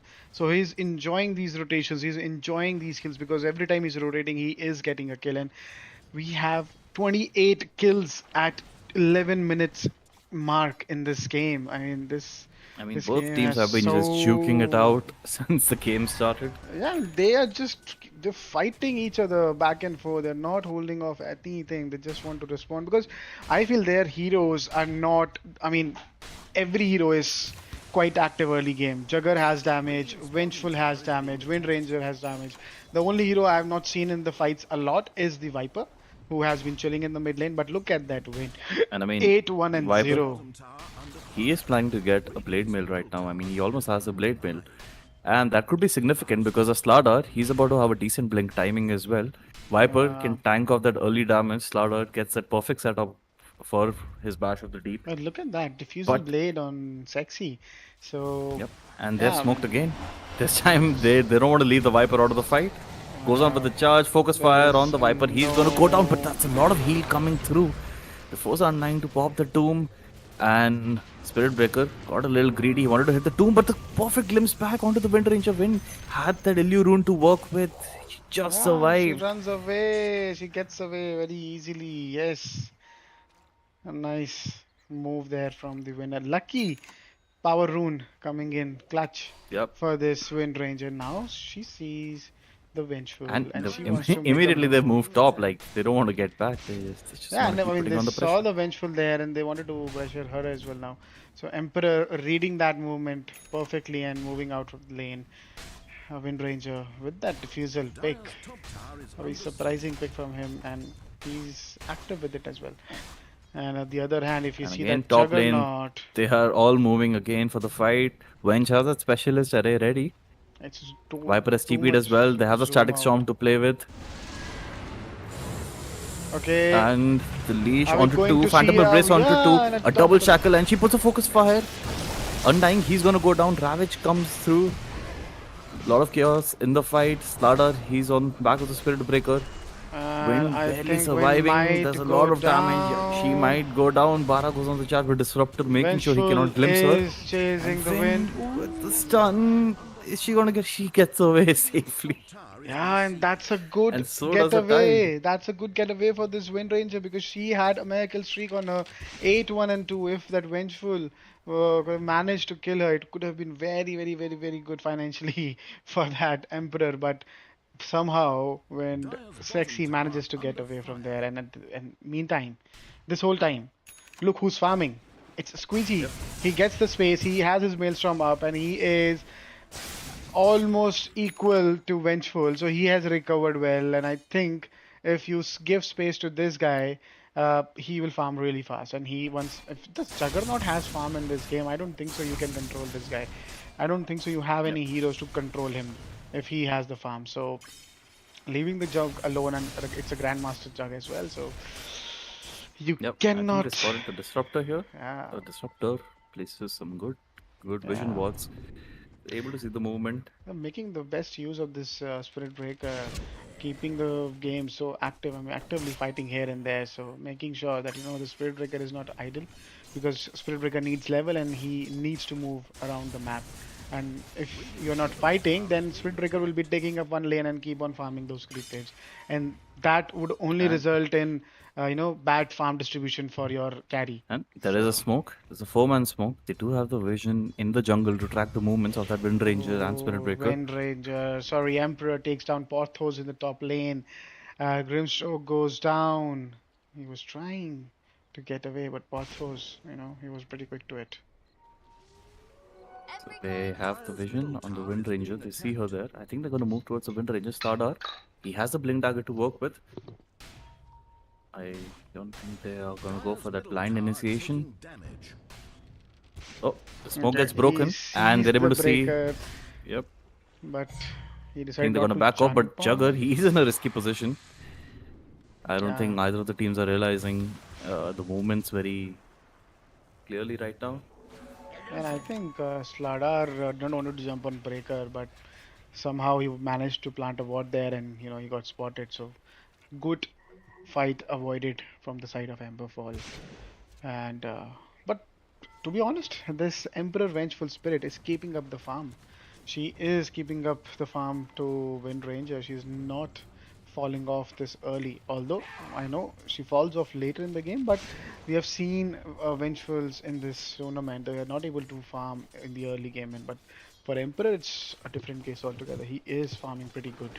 He is rushing towards that scepter. He has the two components already in 2K. He'll have a scepter as well. Then it would be difficult for Jug to kill her, because again she becomes a Wraith King, so won't be that easy for the Juggernaut. I mean, Undying, you see, he has that shard queued up, the blink and the shard queued up. He wants to get that tomb save down whenever Jug pops his main Omni Slash.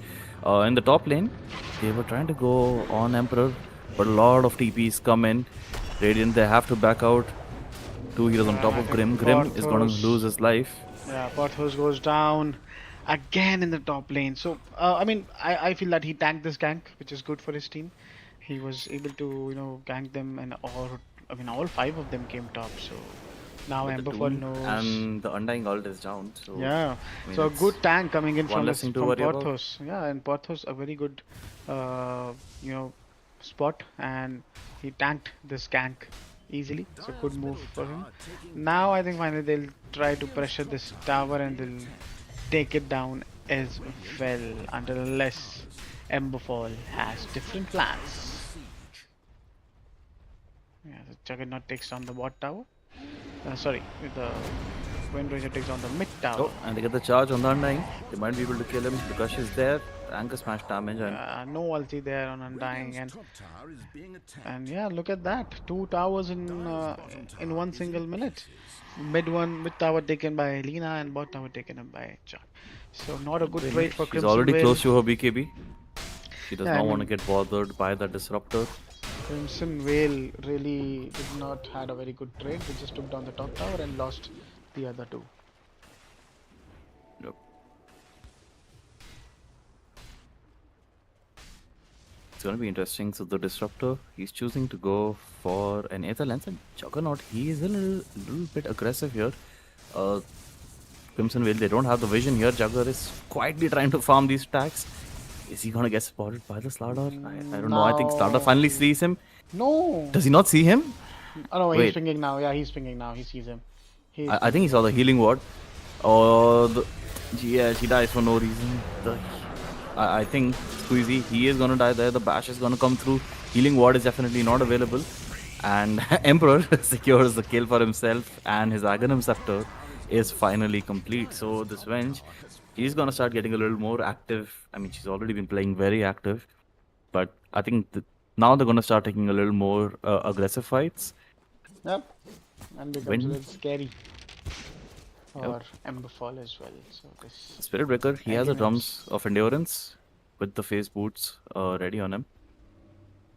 I mean, this Bara, he scales quite a bit. I mean, after he gets that Shadow Blade and he starts working towards the Kaya, he just becomes a super annoying hero to deal with. And I mean, I don't think in the midst of all those team fights, Disruptor can always, keep glimpsing just one hero back. It just puts Disruptor out of spells to just get the Bara out of the fight, and it might not even be, as worth it so many times because Wind is doing a decent bit of damage. Then the Tide Ravage is there, and the Jugger Omni is there. Yeah, I mean, So Wind is doing quite good, but Emperor on his Vengeful Spirit is also doing too good. He has the Scepter and top of the net worth, 10k, 19, with touching a 20-minute mark. Juggernaut, Squeezy is still not that farmed, to be honest. He's still struggling to get that farm. He's building into that Manta style after the Mjolnir. So now his they're farm. going for an early Roshan, but Oh, the take down Slardar the again. Rush. I mean, that Slardar and the Venge, and they're able to catch CZ. Will he be able to get the stun? But no. Ravage onto the 5 of them. That was a super good Ravage. He tried to get the ult, but the Static Storm popped perfectly, and Jugger, he's gonna die here. Oh god, this was very bad. The Static Storm just disrupted this fight completely, and it's gonna be almost a team wipe on the side of Emberfall. GS chasing down Porthos. Porthos trying to TP away, but the magic missile comes through, and it's gonna be a team vibe. They had a beautiful 5-man Ravage, but Disruptor somehow got that Static Storm off before the Omni Slash could be casted. And I mean, this fight, it went very well on the side of Crimson Veil. And this is the mid-game timing that Crimson Veil has right now, and they want to capitalize on it as much as possible.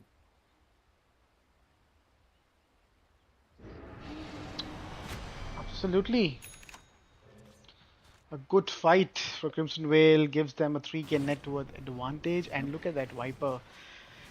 Opposite of the last game, he is second highest net worth hero. By God, no chill is chilling this time around. Yeah. Enjoying the game on And Viper. then she's already close to her Hydra's Breath, and I mean, she's just gonna start building into a Manta and Butterfly very soon, and then there is a lot of damage that at these levels, I don't think any of the heroes on Emberfall can tank, really. Yeah, I mean, Juggernaut is still not active. He still needs a couple of items. And look at Viper that. playing Vengeful. super aggro, there is no Yeah. detection. He is giving all the vision that they need right now. He might So they jump on in. that. Oh, the tomb has been popped in a pretty good direction. They cannot really hit the They tomb. are The not Static able to Storm is kill dropped. even once. Wind pops the BKB on time. Omni goes on to the Viper, but it does not jump because the Yules Yeah, completely not a tanks bad with Omni out. Omni at all. A good But team fight. This they is a are gonna really go good down. team I mean, fight. The Lu have lost only the Grim. They took down 3 of their heroes. And out of all, Vengeful. yeah, I don't know, like, how does Emberfall, how does Squeezy just turn things around? Like, the fights, even with that Omni that got, almost tanked out by this Yule Scepter on the Undying, they were still able to deal so much damage. The Wind, she popped the BKB right on time, did not get caught by that Static Storm, was able to wind run out of that situation, and she dealt quite a bit of damage.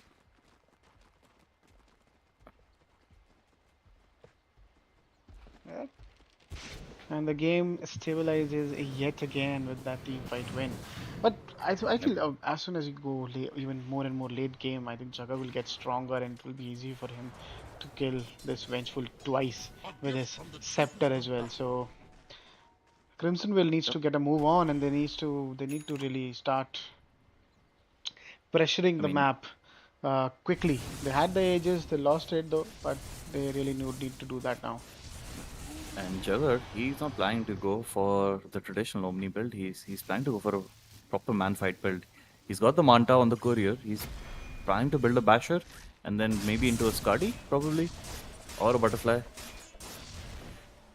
I think he just wants to sit in man fight. Like, he knows that they do have a few saves that will disrupt the Omni.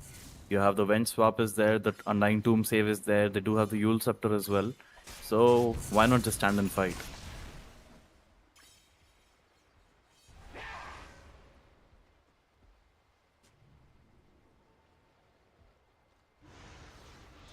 Emperor, he has the Hydra's Breath ready. Venge is gonna start dealing a lot more damage in the fights, but I think positioning is gonna matter a lot more. Bara, he's already getting very close to the Shadow Blade, and he is, the one to watch for, because he's going to start causing a lot of problems on the map. He's going to keep the lanes pushed out. They spotted the movement of the Bara on the ward. He had his second on. He's going to be able to tank this, but no, he is going to go down here. They were tracking his movement, I guess. They just Yeah. tracked him from the top lane to bot. Yep. And Slardar, he has the Echo Saber ready. He has a BKB also queued up. I think that BKB is going to be essential when he wants to start, jumping the backline. I mean, I think Slardar, his goal is going to be just to, quickly jump backline and kill this Grimstroke as fast as possible. Grim, on the other hand, he's going for a pretty aggressive approach. I think he's building an Aghanim Scepter straight away, but he does not want to show it yet. He is queuing up the items. He's already bought the Ogre Axe and the Blade of Alacrity. And he has just safely kept them in the stash. He does not want to show those items yet. It's going to be a surprise reveal in the next fight. So, I mean, yeah, the Venge illusions, even the Viper illusions, they're going to be a lot for the Disruptor to tank with.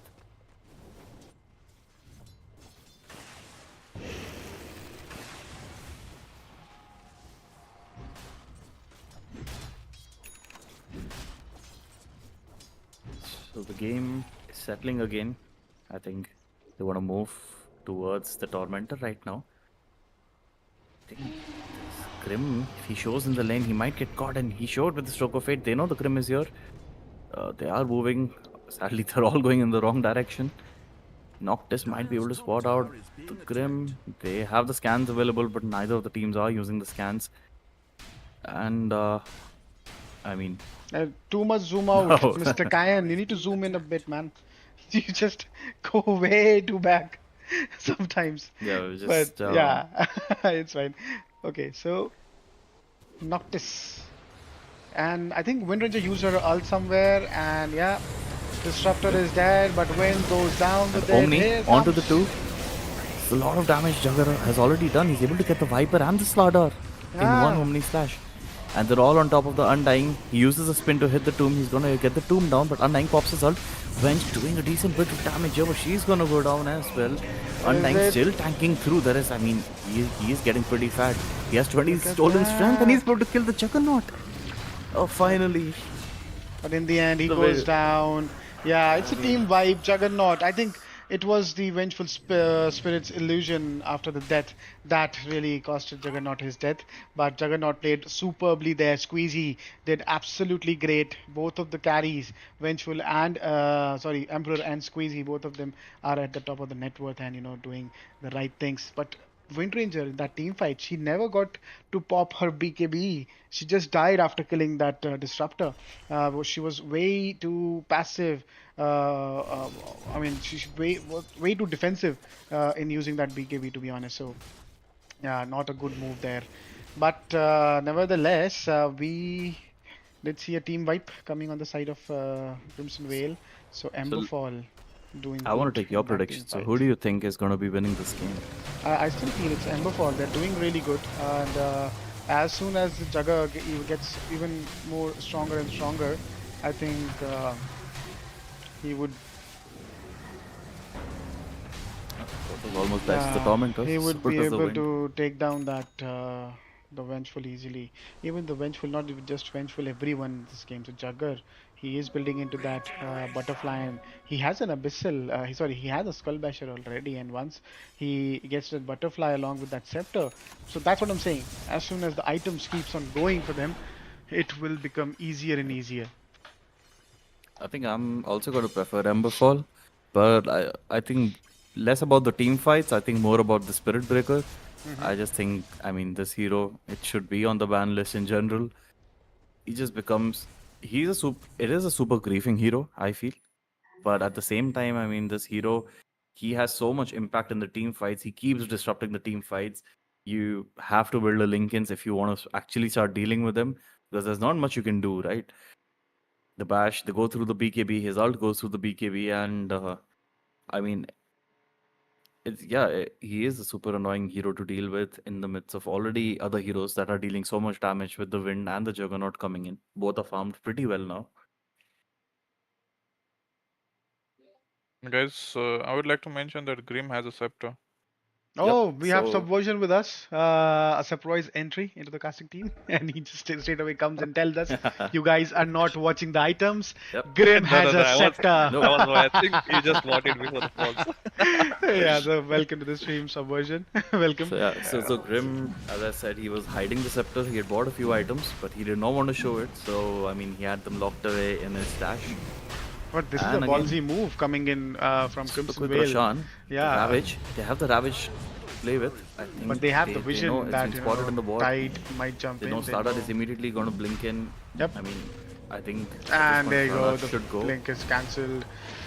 Another Emperor, he gets rush. it. They pour the static storm onto the Tide. They might be able to get the Tide off before he can even pop the Ravage.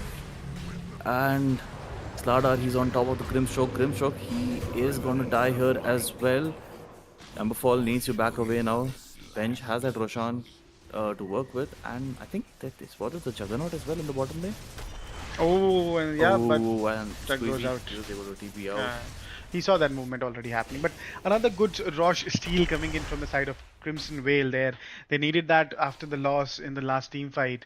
So a good pickup there. And Emperor, see, he's keeping up with the farm on his Vengeful. He is Yep. maintaining it He throughout. is making this Venge work quite well. Yeah. I mean, He's I doing do it see a lot of really damage good. coming through from the Venge. He's able to tank as well. And he knows that Jug is now going to invest for that Butterfly.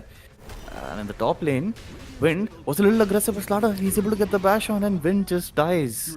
Again, Wind. I don't know what she was trying to do there, but not a right move from her. And immediately, Emberfall, they want to punish the Viper who did not TP out on time. And Viper, he is tanking a little bit. He had the Blade Mill. Yeah, Used the but that Manta. Jagger is far away. So yeah, he joins And the the fight. bash Jagger takes comes him through. down. Yes. Squeezy comes on in and takes him down. So a good move coming in from Squeezy. Punishing the Viper after I those mean, they're back TPs. again at fighting. I mean, Cuddleist, they want to fight. I think he saw the tide. He wanted to get back a little bit. And goes up with the Omni. The static storm a little too late. Noctis is going to go down to the Omni itself. Venge, they still want to take this fight. They're all on top of the Bara. Goes in with the swap. The damage from the Venge. Yeah, there comes the it is pretty illusion, significant. but The double Phantom yeah, Embrace now comes. the damage. Inkswell onto the tide. That They're illusion, gonna be look at able the to burst down damage. the Undying. Oh, they burst down the Undying as well. Venge had the... I don't think she is gonna get away from here alive. Yeah, but that illusion Easy deciding keeps to on go into this hitting. The illusion is really doing a lot of damage to this Venge. Yeah. I that mean- Grim Illusion. I mean, Inkswell onto the Juggernaut. Wind comes in with the shackle What a and they pickup finish her from off. It's- Porthos. What a pickup from Porthos there with mean- that scepter. That scepter, I mean, that illusion was alive throughout that fight. It did Yeah. not die till the end. I mean, you already have to kill Venge 2 times, then the Manta is there, and then, I mean, who has time to actually focus on the illusion? And No, the Sexy illusion. playing super aggro, he just popped his BKB with the focus fire onto the Viper. And very finally Squeezy comes in, but Sexy, I think he's gonna die. He has a corrosive haze on. He'll survive. He He'll is survive. getting away. The Inkswell is on, but the bash comes through. Wind run goes out. Noctis, he pops the BKB. He's gonna get away just fine. Yeah. Unless So the that Bara, illusion he has was- other plans. Graham's illusion was that it was not the Vengeful illusion. It was Graham who used Yeah, his scepter yep. on Vengeful. So yeah, Exactly. that illusion So, was already I mean, there. that's the problem, right? You already have the Venge to deal with thrice because of the ages. Then you have the Venge Manta, and now Venge is like, okay, there's an illusion behind me as well. I mean, it is already a pretty chaotic fight. I mean, it You're is not focusing on- difficult for Venge, but yeah, whatever happened. Now, Emberfall moves on to the bottom side of the lane. Squeezy has the butterfly ready on the Juggernaut. Noctis, yeah, he's building into a Yules. They really don't want to die into that Omni Slash now. So they want to get rid of it, and for doing that, they are making some items. A I mean, Yules GH has that scepter. shard available. He Yeah, has a and- tomb save available if he and with the He blink, has a if Yules he is as able well. to. Yeah, GH has Yules as well for himself.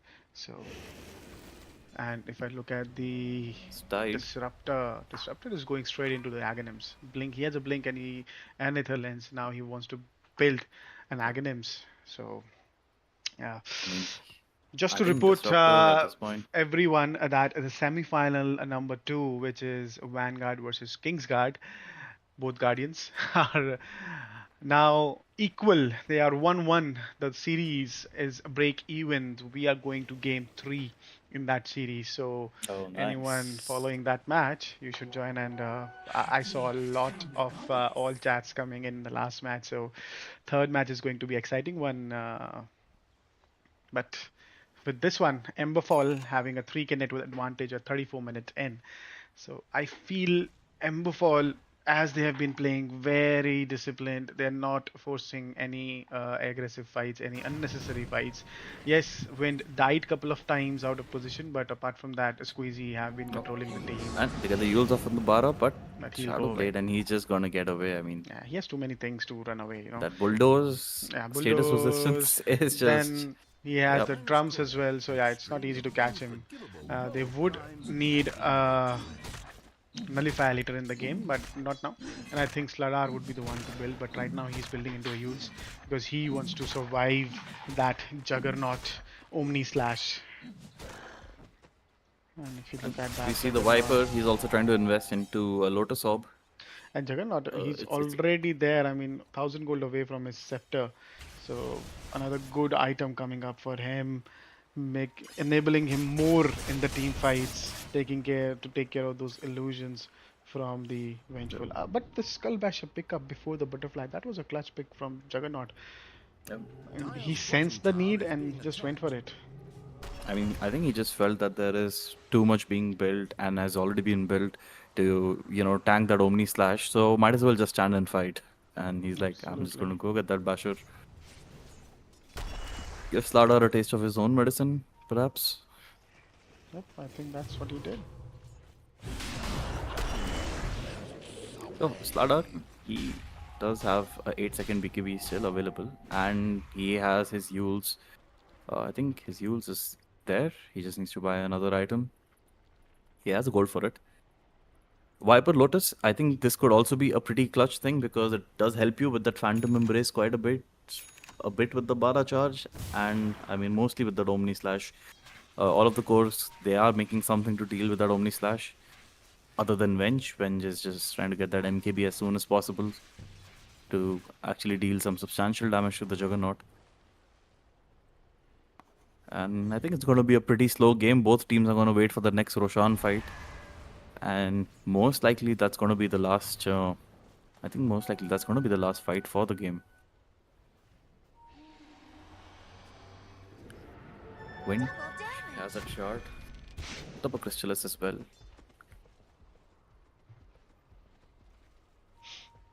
Both of the teams have gotten super passive right now. And just as I said that, Emberfall decided to go for a 5-man smoke. They want to capitalize on this double damage on the Wind Ranger. And I think Crimson Veil, somewhere they've sensed it. They're hugging their tier 3s right now. Yeah, only the Sladar is out in the bot lane alone, but I don't think so. He's also showing in the lane. He's hiding in the trees.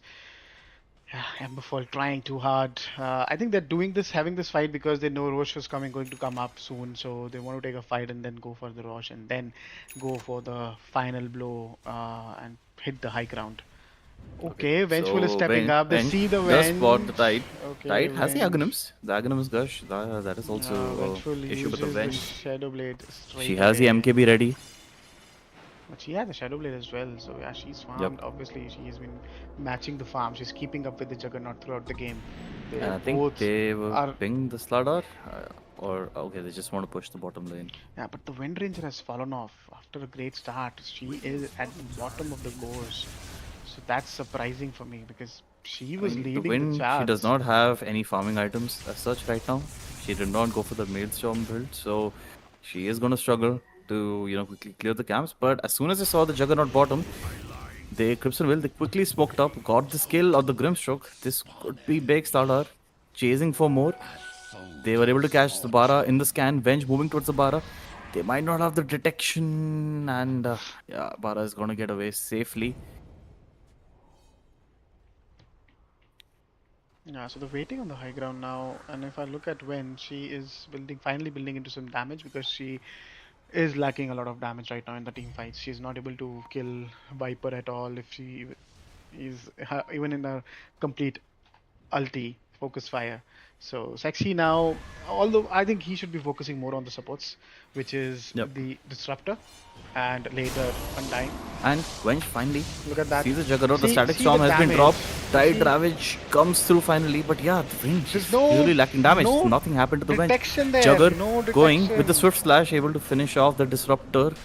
And I think But Crimson will look still at want to take that this fight. Venge. She's standing there. There was no Yep. detection on the side of Emberfall, and she just stood there, did Yeah, and this is nothing. chaotic. They're able to catch the wind rager. Oh my he goes with the full Omni God, Slash. that Jugger, he does not have the Omni damage. Slash anymore. The MKB is there. The damage is Yeah, coming but through. that damage Nice shackle shot on from the Jugger Venge. was way too much. Fight is chaotic. Slaughter, he's going to Switch be able to Slash is finish off the coming Wind up for Ranger. this Jugger. He'll take down. But the damage from the Venge, it is becoming a lot to deal with right now. Absolutely, it's She not still has her Aghanims easy. available. I think Juggernaut is going to get away safely. There is stun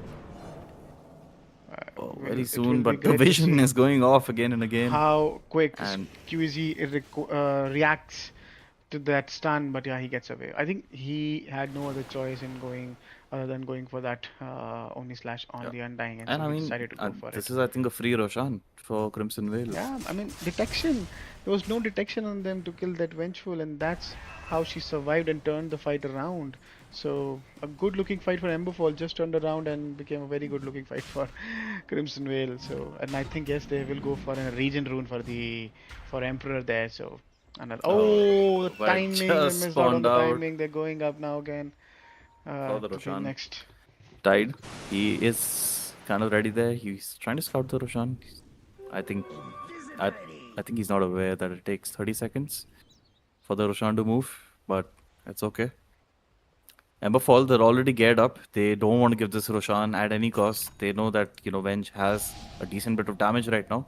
Venge playing super aggro. She has a silver edge ready. She can literally melt the Tide if they can get the right jump on him. Tide gets broken, gets stunned. Venge is hitting him like a truck. And Vara trying to help him. Meanwhile, the static storm has been dropped. Sexy all on top of the Viper. Almost able to get the Viper. Gets the kill on the Viper. The Undying goes down as well. Emperor, he does not want to back off.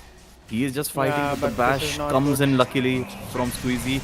Squeezy has a full Omni Slash to work with. But he's not using it. He and knows Crimson he can Veil. kill the Vengeful without that switch slash and yeah, the mini Omni slash.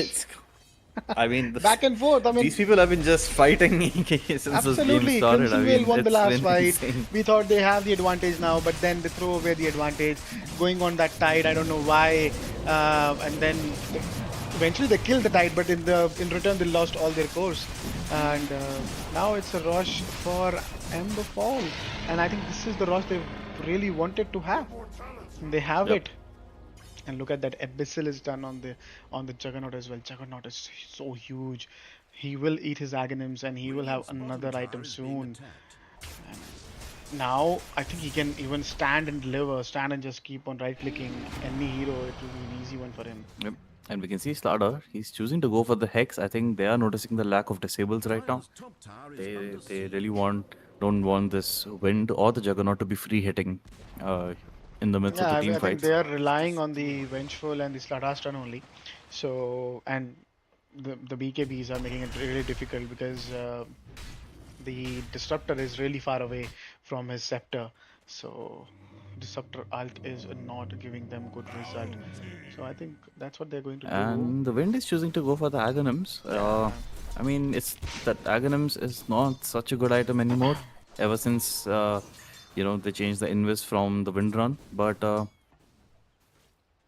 I think she's noticing the lack of damage. She went for the Revenant Bruce, but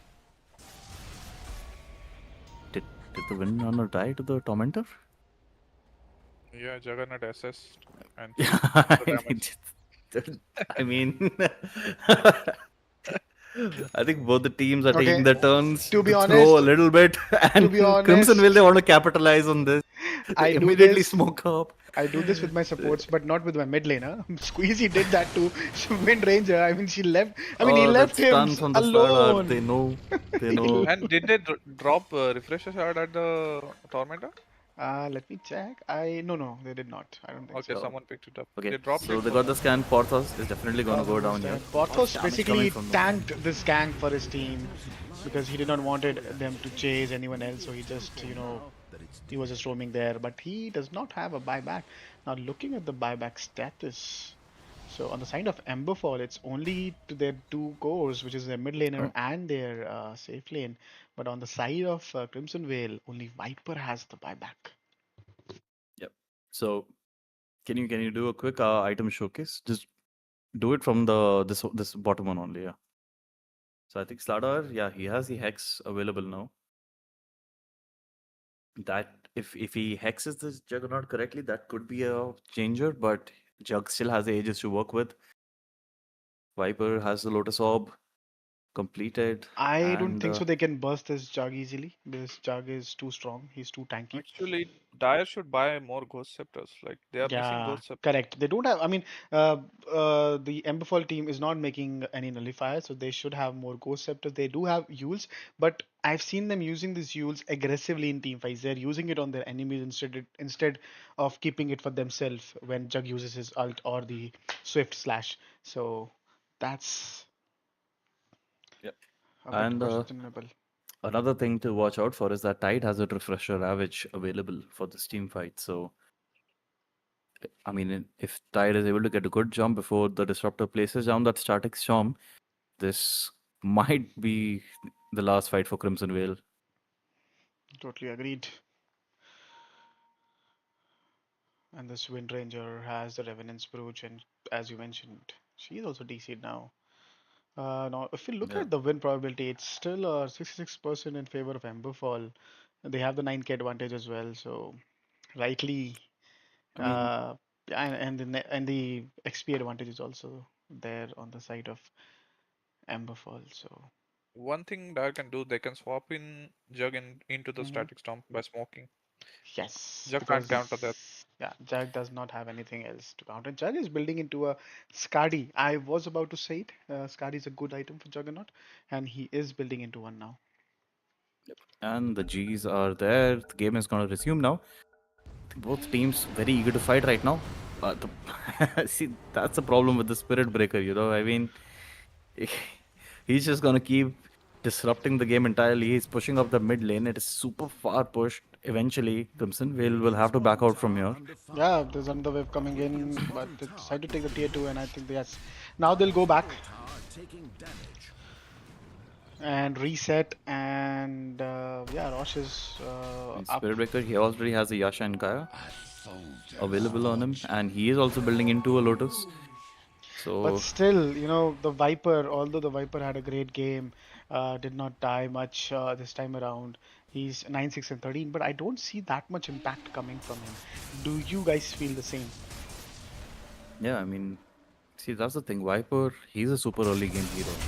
I mean, for his impact to truly shine, he cannot, stand and hit creeps. He needs to be Even in active in the the early fights. game, I did not And see his yep, impact that much. exactly. That's what I'm saying. We saw all the other 9 heroes juking it out, and Viper was just chilling up mid, hitting creeps. And I mean, Actually, Viper can be impactful this game. He just need to buy a Shadow Blood or something. He cannot dodge Juggernaut S's, and that's how he's drawing every gank. Yeah, So he should be wary of that. That Lotus isn't gonna do anything because if Juggernaut Omni Slash bounce on him, it won't help. So just better get Shadow Blood, Silver Edge, and go for the supports or the Tide, and he can just start the gank and then use Lotus. So I Juggernaut think, can't SS. and Shadowblade, and I think instead of Lotus, he should have gone for that Aghanim Scepter, so that he could have Yeah, jumped in and then he can, start the team fight for his team. Because right now the Scepter isn't team, this good. Scepter isn't good because only hit in Omni Slash and first spell. So no, and Vid is with the Shadowblade, I'm saying. So he yeah could initiate the yeah fight for that his could work. team, and then he, the team can follow up after him. Because right now and yeah, they are so lacking that. quick update, Jug just Yeah. bought out the Skadi outright, and Okay. he's giving up a Swift Blink now. So, Yeah, he has yeah, that Aegis, so he knows it's fine. It's 1 does not minute want to still keep the left on the buyback. Aegis, yeah. Okay, back to video And games. Slara And with the that. only advantage Dire has that Juggernaut don't have Blink yet, so he has to walk into the gank. So Yeah, they can use a Static Storm before he just SS. correct. Yep. But Squeezy has been on point with this Yeah. in this game. He has not he's not getting caught out at all out of position. So after the swift blink, even if after the blink, I don't think so. I mean, it won't be that easy. I mean, the only issue with, swapping him into the Static Storm is that the only one who can kill Jug right now is Venge. And the moment she swaps him out, she does not have BKB. It's going to get hit with the Ravage, and I mean, Jug just tanks that entire Static Storm. So, and Sexy playing super aggro, blinks in, and oh my god, Another Slardar DC'd at the wrong pause. time I think we need in to the middle of the intervene. fight. It's a couple of pauses in Okay. 2 minutes. Yeah. Just Viper check. need to be quick and use Check with Lotus on Slardar Venge. once. Yeah, just check with Slardar once. Yeah, if you can put it out that let's fix the issues. We cannot have more pauses.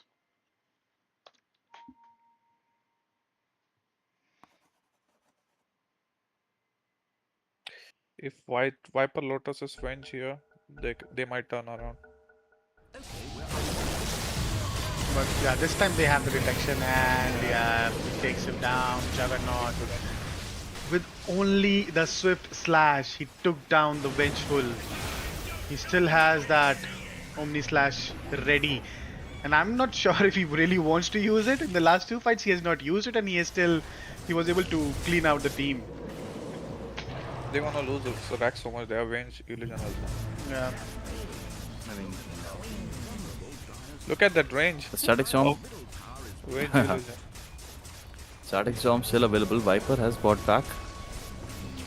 They're just gonna try and poke. I don't think they want the Venge to buy back. Yeah, Venge buys this back is eventually. They got the what Hex we're and the talking Static Storm about. out, but there's no damage. There's no Venge ages finally spawns on in.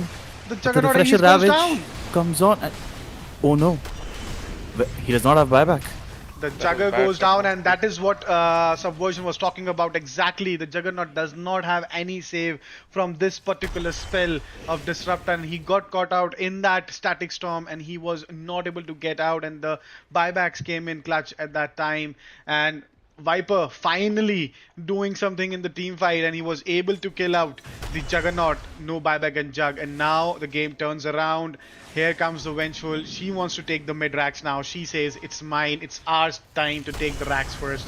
Jump on Knock the this. Not able to get the detection Okay, on. Wind this gets Hex is- instantly, but this was really I not don't know why they lose required, it off. guys. Yeah, I mean, Yeah, Tide buys back. Emperor, he just wants to fight this Yep. as much as possible.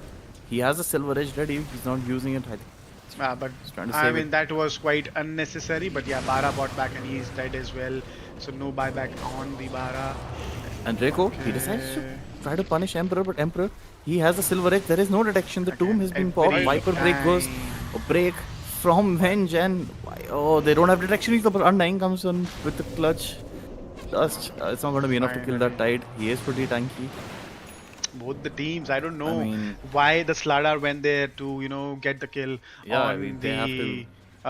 on the Spirit Breaker. That was really uncalled for. They should have just stick to the mid lane, take the racks, get back. That's what they wanted to. They needed to do. But now Jug, mean, they bought the time. Disruptor. Jug is back up. Not even a single tower going down. Not even a single tier 3 going down. So not what Crimson Veil would have wanted, not what Emperor would have wanted from his team, but eventually the game is back now again, and Emberfall. And this time around, I don't think so Jug will do the same mistake which he did the last time. He I mean, got yeah, caught. he has the. He's locked his buyback as well. Yeah, and because he got has- caught in that Static Storm last time around because he was playing a bit more aggressive. He was not expecting the buybacks to come in, but as soon as the buybacks came in, the Disruptor blinked in and used the Static Storm, and Jug has no save from that. And even now, if I see on the supports, they are also not making any support item for Jug to get out of that Static Storm or the Yule Scepter upgrade that they can do for him, but they're not doing it. So Jug has to make his own saving item against this, because like this, The he'll Disruptor, keep he's on getting dying. very close to his Aghanim Scepter as Yes. well. He's only 200 gold away from the Aghanim, so he'll have it in the next fight. So Jug really needs to be careful. This was the first time he got caught. I think it was the Caster's Curse, right? It was the first time he got caught in that Static Storm. But when you get caught once, then the chain starts. So let's hope it is not happening the same way. But now if you see that two cores have BKB now. Viper just got his BKB, I think. So Yeah. he's gonna be hitting in Static Storm with the Noctis on Slaughter. so they can too take the Juggernaut down in static And storm. So they don't finally, have to worry about the Ravage. yeah, and finally, Vengeful also brings in Even her Vengers BKB. now Jug has Yeah. picked up.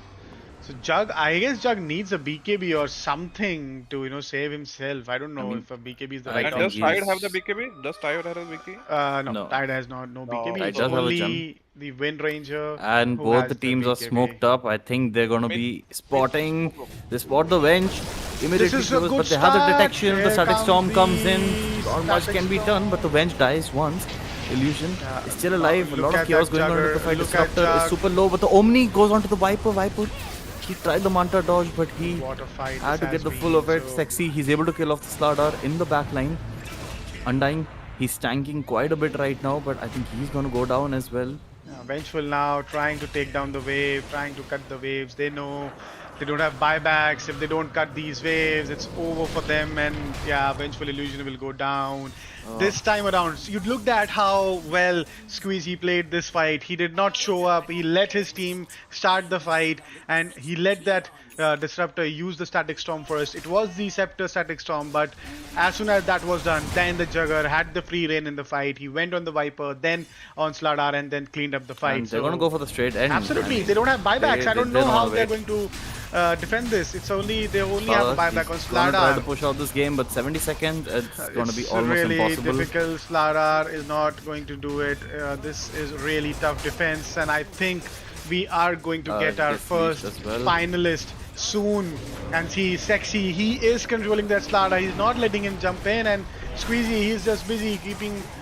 He keeps on hitting that ancient. Squeezy, he's always focused on the and throne. this He seems doesn't like care. He just this wants to is end the going to game. be the end of game number 2, and Emberfall goes to the grand finals for the second time in a row in the BPC League Season 2. Squeezy is there to rewrite history, to win this time and not be the runner-up of this tournament.